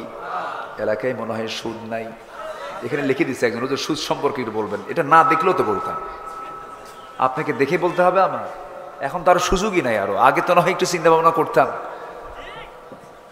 কি চিন্তা করিনি, আগেও চিন্তা করিনি। যারা আমাকে শুনেছেন, এই পাবনাতে, সিরাজগঞ্জই তো বৃহত্তর পাবনা, আমি আলোচনা করছিলাম, হঠাৎ করে দই বাজারে একদম বাম দিক থেকে ফায়ার শুরু হয়ে গেল, গোলাগুলি শুরু হয়ে গেল, চরমভাবে মারামারি শুরু হলো। আমাকে হত্যার পরিকল্পনা ছিল সেদিন। একজন চাকু নিয়ে, ছুরি নিয়ে আমাকে অ্যাটাকও করেছে। তাফসীর মাহফিলের একদম মূল স্টেজে সামনে প্রায় 20 থেকে 25 হাজার মানুষ। 2014 সালের ঘটনা। শেষ পর্যন্ত তারা সেখানে গিয়ে মাইক আগুন ধরায় দিল, মঞ্চ আগুন ধরায় দিল, মানুষকে ছত্রভঙ্গ করে দিল। শত শত পুলিশ সেখানে গিয়ে হিজড়ার ভূমিকা পালন করল। এরপরে 3 দিন পর শুনি যে ওই মামলার আমি হলাম 1 নম্বর আসামি। কি কথা কি বুঝতেছেন? আকাম করলো কারা আর মামলা খেলো কারা, এই হচ্ছে অবস্থা। সম্মানিত ভাইয়েরা, শয়তানের কোনো পদাঙ্ক অনুসরণ করা যাবে না। শয়তানের একটা ফাঁদ হচ্ছে সুদ। সুদ তো সিরাজগঞ্জে নাই। আচ্ছা, সুদ থেকে বাঁচতে হবে। জাহান্নাম থেকে বাঁচার জন্য সুদ থেকে বাঁচার দরকার আছে না নাই বলেন তো? সুদ থেকে বাঁচতে হবে। এনিওয়ে, আপনি ব্যক্তিগতভাবে হলেও আপনাকে চেষ্টা করতে হবে। সুদের ধারে পাশে যাওয়া যাবে না। আসতে বলেন, যাওয়া যাবে না। যদি আপনি সুদ খান, দোয়া কবুল করবেন না কে? আল্লাহ। ইবাদত কবুল হবে না কার দরবারে? আল্লাহর দরবারে। সুদের ধারে পাশে যাওয়া যাবে না। আল্লাহ রাব্বুল আলামিন বলেন, লা তাকুলুর রিবা আযআফাম মুযাআফা ওয়াত্তাকুল্লাহ। আরেক জায়গায় বলছেন, আহাল্লাল্লাহুল বাইআ ওয়া হাররামার রিবা। জোরে বলুন আল্লাহু আকবার। কারণ শয়তান তো বারবার সে খারাপ কাজের দিকে অর্ডার দেয়। ইয়ামুরু বিল ফাহশাই ওয়াল মুনকার ওয়ালাউলা ফাদলুল্লাহি আলাইকুম ওয়া রাহমাতুহু মা যাকা মিনকুম মিন আহাদিন আবাদা। জোরে বলুন আল্লাহু আকবার। শয়তানকে মানলেই জাহান্নামে যেতে হবে। শয়তান আমাকে আপনাকে নিয়ে জাহান্নামে যেতে চায়, কিন্তু আমার নবীর টার্গেট হলো আমার উম্মতকে নিয়ে আমি কোথায় চলে যাব? আস্তরণে কোথায় চলে যাব? আমার নবীর মায়া দয়া আমার প্রতি সবচেয়ে কম না সবচেয়ে বেশি? আমার নবী শুয়ে আছেন কোন মাটিতে? বলেন বলেন, কোন মাটিতে? যেতে কি মন চায় রে ভাই? যেতে কি মন চায়? নবী আমার মদিনায় শুয়ে আছেন। খুব সংক্ষিপ্ত জীবন পেয়েছিলেন, 63 বছর 9 ঘন্টা। কিন্তু আমার নবীর প্রত্যেকটা সেকেন্ডকে তিনি আল্লাহ তাআলা তাকে দিয়ে কাজে লাগাই দিয়েছেন। আমার নবীর ইন্তেকাল যখন হয়ে যায়, সারা জীবন আমার জন্য কেঁদেছেন, চোখের পানি ফেলে ফেলে কেঁদেছেন। ইন তুআযিবহুম ফাইন্নাহুম ইবাদুক। সেজদায় পড়ে পড়ে কেঁদেছেন। যখন তিনি দুনিয়া থেকে বিদায় হয়ে যাবেন, বিদায়ের আগের লগ্নেও আমাকে ভোলেন নাই। একটা বারের জন্য আমাকে তিনি, তার জেহেন থেকে আমার স্মৃতি মুছে যায় নাই। রাসূল যখন মারা যাবেন, মালাকুল মউত তার দরগোড়ায় হাজির হয়ে গেছে। একজন পয়গম্বরকে জান কবজ করার জন্য চলে আসছে মালাকুল মউত। সেই পয়গম্বরের নাম হলো মুসা আলাইহিস সালাতু ওয়াস সালাম। জান কবজের জন্য চলে আসছে। সে বলছে, ও আল্লাহর পয়গম্বর মুসা, আমি আনা মালাকুল মউত, জান কবজ করার জন্য আসছি। মারছেন থাপ্পড়, শীত হয়ে পড়ে গেছে। আল্লাহর কাছে গিয়ে বলছে, আল্লাহ তুমি কারে পাঠাইছো? কার কাছে পাঠাইছো? জান কবজ করবো, কোন উল্টা জান তো আমার কবজ হয়ে গেছে। আমার নবীজি দুনিয়া থেকে বিদায় নেবেন, মালাকুল মউত দরজায় হাজির হয়ে গেছে। রাসূল বলছেন, মালাকুল মউত কি বলতে চাও বলো? আল্লাহর পারমিশন পেয়েছি, জান কবজ করতে হবে, আসো আমার জানটা কবজ করে নিয়ে তুমি চলে যাও। মালাকুল মউত চলে আসছি। নবীজির বুকের উপরে হাতটা রেখেছেন। আমার নবীজি হাতটা সরাইয়া দিয়ে বলছেন, মালাকুল মউত রে, হাতের দারুণ ভার আমার কাছে মনে হচ্ছে আসমানটা যেন তুমি আমার বুকে চাপায়া দিয়েছো, উহুদ পাহাড় যেন চাপায়া দিয়েছো।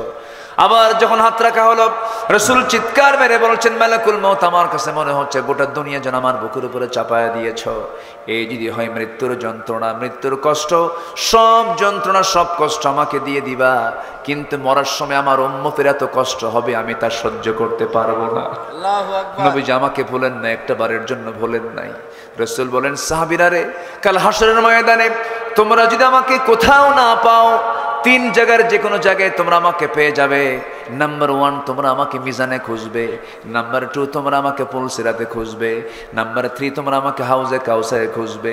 মিজানে যদি না পাও, পুলসিরাত পাবে। পুলসিরাতেও যদি না পাও, হাউজে কাউসারে পেয়ে যাবে। ইন্না আতাইনাকাল কাউসার, সেই হাউজে কাউসার থেকে জান্নাতের পেয়ালা দিয়া, সেই হাউজে কাউসার থেকে পানি তুলে নিয়ে আমি তোমাকে তৃপ্তি সহকারে পান করায় দেব। জনমের তৃষ্ণা নিবারণ হয়ে যাবে। আমি তুমি একসঙ্গে আমরা জান্নাতে চলে যাব। আমার নবীজিকে এই সম্মান দিয়েছেন কে? আসতে বলবেন না, কে দিয়েছেন সম্মান?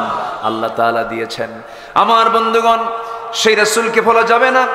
আল্লাহর পথ আমাকে মেনে চলতে হবে। শয়তানের ওয়াসওয়াসা থেকে আমাকে বাঁচতে হবে, বাঁচার চেষ্টা করতে হবে। যুবকরা নোংরামির সময় কাটাবা না।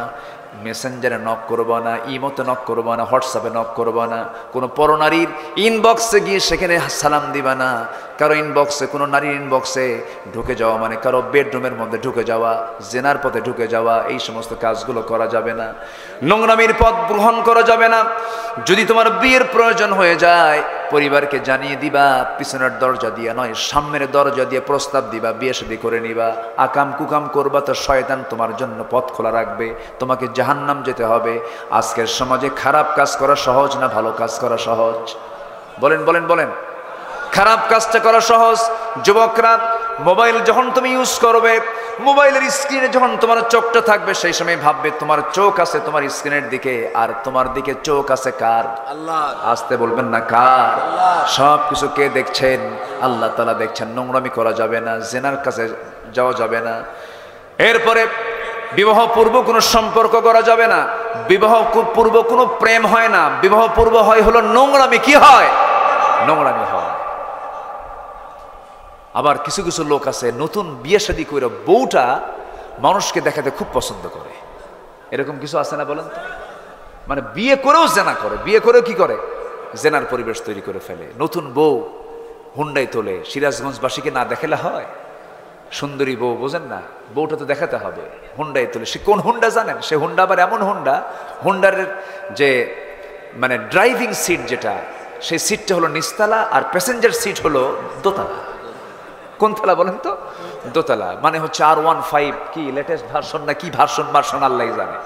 আচ্ছা, হুন্ডার পিছন তলায়, পিছনে দোতলায় তুললো, স্বামী নিচতলায় চড়ে হুন্ডা চালাচ্ছে। এখন যদি কেউ দেখা মিস করে, এই জন্য যেদিক দিয়ে হাওয়া বের হয়, ধোঁয়া বের হয়, ওটা কি বলে? স্যালেঞ্জার। ওটাকে আউট করে যেন শব্দটা বিকট হয়। এই বিকট শব্দ যখন কারো কানে যায় তখন তো ওদিকে তাকাবেই, তাকান যেন মিস না হয়। হ্যাঁ, স্যালেঞ্জার আউট কইরা একেবারে ক্লোজার দিয়া গোটা সিরাজগঞ্জবাসীকে দেখায় দিল, দেখো আমার বউটা দেখতে কেমন। আছে না নাই বলেন তো? আসতে বলবেন না, আছে না নাই? দেখায় দিয়া সন্ধ্যার দিকে একদম ক্লোজারে চলে গেল। সিরাজগঞ্জের যমুনার তীরে গিয়ে সূর্য হেলে হেলে যাচ্ছে এমন কিরণ দৃশ্যে গধূলি বেলায় 16 Pro Max আইফোন দিয়ে একখান ছবি তুলে, একদম অর্ধলগ্ন ছবি তুলে ফেসবুকে আপলোড দিয়ে আর্টিকেল লিখলো, প্রিয় ফেসবুক বন্ধুরা আসুন আমার বউটাকে সবাই মিলে জামাতের সাথে দেখি। জোরেখন নাউজুবিল্লাহ, জোরেখন নাউজুবিল্লাহ, জোরেখন নাউজুবিল্লাহ। এরকম আকাম্মা, এরকম বদমাইশ কিছু পরিবার আছে না নাই বলেন তো? আসতে বলবেন না, আছে না নাই? এগুলো কি শয়তানের পদঙ্ক নয়? এগুলো কাজ করা যাবে না। প্রত্যেক বাড়িতে পর্দা নিশ্চিত করতে হবে। প্রত্যেক বাড়িতে কি নিশ্চিত করতে হবে? পর্দা নিশ্চিত করতে হবে। বউ কখনো আপনি ছাড়া কারো কাছে নিরাপদ না, এমনকি মামা শ্বশুরের বাড়িতেও না। আসতে কয়, জোরে কোন ঠিক কিনা? নিজের বউ নিজের কাছে একমাত্র নিরাপদ, কোথাও নিরাপদ না। আমার নবীজি কোন সময় ম্যাক্সিমাম টাইমে উহুদে গেছেন, আম্মা জান আয়েশাকে সাথে নিয়ে চলে গেছেন। জীবনে হজ করেছেন কয়বার? হজের সফরও তার একবার হয়েছে। হজের সফরও তিনি একা করেন নাই, বউকে সাথে নিয়ে গেছেন। আলহামদুলিল্লাহ বলবেন না? তাহলে হজের সফরে একা যাওয়া সুন্নত না বউকে সাথে নিয়ে যাওয়া সুন্নত? যার বউ নাই গার্লফ্রেন্ড নিয়ে যাওয়া সুন্নত। দেখছেন চুপ করে আছে, কিছু কয় না। হ্যাঁ হ্যাঁ, যাওয়াই যাবে না। হ্যাঁ, হজই কবুল হবে না। দেখেন কত সুন্দর একটা শর্ত উনি বুঝেছেন। আলহামদুলিল্লাহ। ইসলামের এই শরীয়তগুলো আমাদের জানার দরকার আছে না নাই বলেন তো? আছে। পর্দার পরিবেশ নিশ্চিত করতে হবে প্রত্যেক বাড়িতে। পর্দা করা কি? আসতে বলেন, পর্দা করা কি? ফরজ। কোন ক্রমেই বাড়িতে কোনো অশ্লীল কোনো সিনেমা নাটক দেখার পরিবেশ তৈরি করে দেওয়া যাবে না। ইন্ডিয়ান সমস্ত সিরিয়ালকে নিষিদ্ধ করতে হবে, ঠিক কিনা? ব্যক্তিগতভাবে নিষিদ্ধ, সামাজিকভাবে নিষিদ্ধ, রাষ্ট্রীয়ভাবে বন্ধ করা দরকার। অ্যাটম বম পৃথিবীবাসীর জন্য যত বড় হুমকি, তার চাইতে বড় হুমকি হলো আমেরিকার হলিউড, ভারতের বলিউড। এগুলো সবচাইতে বড় হুমকি। এগুলো ইমান ধ্বংস করার জন্য এগুলো সবচেয়ে বড় অ্যাটম বম। আল্লাহ তাআলা যুবকদেরকে এই সমস্ত অপসংস্কৃতির করাল গ্রাস থেকে হেফাজত করুন, জোরে বলি আমিন। শয়তান এগুলোকে ভর করে বিভিন্ন আকাম কুকামগুলো ছড়ায় দেয়। মেয়েদেরকে অশ্লীলতা ছড়ায় দেয়। মেয়েরা দেখেন আজকে পুরুষরা তারা সুন্নাহকে মেনে চলবে, নবীজির সুন্নাহ মেনে চলবে, মাথার চুলগুলো স্বাভাবিক রাখবে, বড় রাখতে পারলে ভালো, অথবা মানে মিডিয়াম করে রাখতে পারলে ভালো, কোনো সমস্যা নেই। রাসূল অনুমতি দিয়েছেন ছোট করে রাখা যায়। কিন্তু আমার নবীজির চুল ছিল ছোট না বড়? আজ থেকে ছোট না বড়? শুধু বড় না, বেশ বড়, বেশ বড়, একদম গলা পর্যন্ত, ঘাড় পর্যন্ত চলে আসতো। কিন্তু এই সুন্নাহটা চলে গেছে হলো ওই বেদাতীদের কাছে, ওই যে যেগুলো বদমাইশগুলো ওদের কাছে চলে গেছে। কিন্তু এটা কিন্তু পিওর সুন্নাহ, রাসূল চুল বড় রেখেছেন। এটা না রেখে করে কি যুবকরা এখন মাথার চুলটা রাখে কেমনে দেখেন, এই দিকে যে চুলগুলো আছে এই চুলগুলো একদম ছোট করে চামড়া বের করে ফেলে, এইদিকে চামড়া বের করা, এইদিকে চামড়া বের করা, মাথার উপরে গোল কইরা সেন্ট মার্টিন দ্বীপ, ঠিক আছে না? আচ্ছা, যখন বলা হয় এই ছেলে তুমি এই স্টাইলটা পাইলা কোথায়, হুজুর বুঝবেন না এগুলো, আপনারা তো বোঝেন না কেন? কে দেখেন না বিশ্বকাপ খেলা হয়ে গেল, এটা মেসি, ওটা কি হয়েছে? মেসি। আরেকজনকে বললাম তোমার এটা কি? এটা নেইমার। তুমি কে? কুত্তা। আসে না নাই? আসে না নাই? এই হলো মাথার চুল। শার্ট প্যান্টের কোনো সাইজ বাইজ নাই। নতুন প্যান্ট কিনে আনে সিরাজগঞ্জ নিউ মার্কেট থেকে, নতুন প্যান্ট, হাঁটু ফাটা, আছে না নাই? হাঁটুটা কি ফাটা? ফাটা হাঁটু নিয়া নামাজ হবে? যে পোশাকে নামাজ হয় না সে পোশাক কি হালাল না হারাম? হারাম। হাঁটু ফাটা পোশাক, হাঁটু ফাটা প্যান্ট, সেই প্যান্ট নিয়ে একদিন নামাজে দাঁড়াইছে এক যুবক। আমি মসজিদে ঢুকছি, ঢুকে আমি সুন্নত পড়বো, দেখি যে যুবকটা এরকম শার্ট আর প্যান্ট পরে নামাজ পড়তেছে। এখন তো প্যান্ট এত নিচে পড়ে, নাভির উপরে হলো প্যান্ট পরার নিয়ম, পাজামা পরার নিয়ম নাভির উপরে, কারণ নাভি থেকে হাঁটুর নিচ পর্যন্ত হলো সতর, এটা 24 ঘন্টা এটাকে সতর ঢাকতে হবে। এটা কার হুকুম? আল্লাহর হুকুম। তো প্যান্ট এমন ভাবে এখন কাটিংটাই এমন যে নাভির উপরে পরার কোনো কায়দাই নাই, নাভির এত নিচে পড়ে সীমান্ত বর্ডার, বোঝেন নাই? নামাজে দাঁড়াইছে, তো রুকুতে যখন গেছে রুকুর ঠেলায় দেখি শার্ট উপরে প্যান্ট নিচে, মাঝখানে ফাঁকা। তো ভাবলাম এই তো রুকু, সেজদায় যে কি হবে আল্লাহ জানে। সেজদায় যখন গেছে তখন দেখি প্যান্ট খুলে আন্ডার প্যান্ট বের হয়ে গেছে। আছে না নাই? আসতে বলবেন না, আছে না নাই? যে প্যান্ট পরলে তোমার আন্ডার প্যান্ট দেখা যায়, তাহলে তোমার ওই প্যান্ট পরার দরকার। এগুলো পরা যাবে না, এগুলো সব শয়তানের পদাঙ্ক, এগুলো সব শয়তানের পথ। আল্লাহ এগুলো থেকে আমাদেরকে বাঁচান। জোরে বলি আল্লাহুম্মা আমিন, আরো জোরে আল্লাহুম্মা আমিন। নাম্বার 8, আল্লাহর ইবাদতে বান্দার জন্য সবচেয়ে বড় অন্তরায় যতগুলো, এর মধ্যে একটা অন্যতম অন্তরায় হলো দোয়া কবুলের ক্ষেত্রে, সেটা হচ্ছে রিয়া, ডিসপ্লে, লোক দেখানো। কাউকে দেখানোর জন্য আপনি যা কাজ করবেন, এই জাতীয় কাজ যদি কেউ করে তার কোনো ইবাদত কবুল হবে না। কার দরবারে? আল্লাহর দরবারে। সূরা মাউনের মধ্যে এই কথা আসছে, একটু বলি। আল্লাহ রাব্বুল আলামিন বলেন, যারা পড়েন ঠোঁট মিলিয়ে বলুন, ফাওয়াইলুল লিল মুসাল্লিনাল্লাযীনা হুম আন সালাতিহিম সাহুন আল্লাযীনা হুম ইউরাউনা ওয়া ইয়ামনাউনাল মাউন। যারা লোক দেখানো নামাজ পড়ে, লোক দেখানো যারা ইবাদত করে, নির্বাচন যখন চলে আসে ঘাড়ে একখান যায় নামাজ নিয়া একদিনের আসর নামাজ 7 জায়গায় 7 বার পড়ে, ভোট পাওয়ার জন্য। কিসের জন্য বলেন? ভোট পাওয়ার জন্য। এই সমস্ত লোকের ইবাদত কবুল করবেন না কে? আল্লাহ তাআলা। নাম্বার 9 হলো যারা কুফরি করবে, কাফের কোন সম্প্রদায়ের নাম নয়, অনেক মুসলিম নামধারী কাফের কিন্তু আমার দেশেও আছে। আসতে বলবেন না, আছে না নাই? আল্লাহ রাব্বুল আলামিন তাদের ব্যাপারে বলছেন, ইন্নাল্লাযীনা কাফারু লান তুগনিয়া আনহুম আমওয়ালুহুম ওয়ালা আওলাদুহুম মিনাল্লাহি শাইআ উলাইকা হুম ওয়াকুদুন নার। সূরা আলে ইমরান আয়াত নাম্বার 10। আল্লাহ বলছেন যারা কুফরি করবে তাদের কোনো কিছু আল্লাহর দরবারে কোনো কাজে আসবে না, কোনো কিছু কবুল করবেন না কে? কুফরির জন্য কবুল হবে না।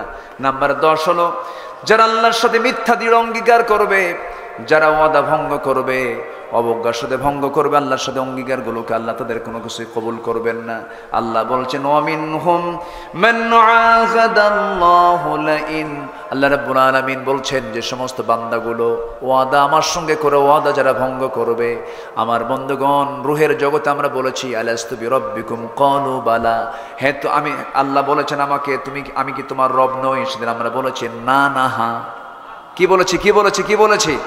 হ্যাঁ বলেছি, হ্যাঁ তুমি আমাদের রব। এই যে আমরা ওয়াদা করে আসলাম, এই যে আমরা স্বীকৃতি দিয়ে আসলাম, সেই স্বীকৃতির বাস্তবায়ন যদি দুনিয়াতে কোনো বান্দা না ঘটায়, তার কোনো ইবাদত কবুল করবেন না তিনি আমার কে। আল্লাহ তাআলা 10টি পথ থেকে 10টি অপছন্দনীয় কাজ থেকে আমাদেরকে হেফাজত করুন। জোরে বলি আমিন, আরো জোরে আমিন, আরো জোরে আমিন। একটু নামাজের মতো করে বসি, আমরা আর বাড়াবো না সময়, যতটুকু হয়েছে বলে ফেলি আলহামদুলিল্লাহ। জোরে বলি আলহামদুলিল্লাহ। আরো কিছু শুনবেন, কথা শুনবেন? এখন আগ্রহ আছে আপনাদের? আগ্রহ আছে? জি, খুব সুন্দর। আচ্ছা বসেন, নামাজের মতো করে আমরা বসবো। এখন ধীরে ধীরে আমরা দোয়ার দিকে যাব। মাহফিল কমিটি একটু আমাকে বলতে বলেছেন বহু আগে, অনেকে অনেক দান করেছেন, আমি শুনেছি। চাদর গেছে আপনাদের কাছে, আপনারা দিয়েছেন। অনেকে অনেক প্রকার দানও করেছেন। আমরা রাকিব ভাই তিনি বলেছেন। তো আমরা যদি শেষ সময়ে দোয়ার আগ দিয়ে যদি কিছু দেই, আমাদের জন্য লস হবে না লাভ হবে? যা দেব অ্যাকাউন্টে জমা হবে, দুনিয়ার না আখেরাতের? আখেরাতের। আর যা দেব না সব জমা হবে ছেলের অ্যাকাউন্টে। কার অ্যাকাউন্টে? ছেলের অ্যাকাউন্টে। ছেলের অ্যাকাউন্টে যাওয়া ভালো না আখেরাতের অ্যাকাউন্টে যাওয়া ভালো? যে যা পারে আমরা দেব, কেউ উঠবেন না। বসুন সবাই, একটু জিকির করুন লা ইলাহা। সভাপতি ছিলেন অসুস্থ তো।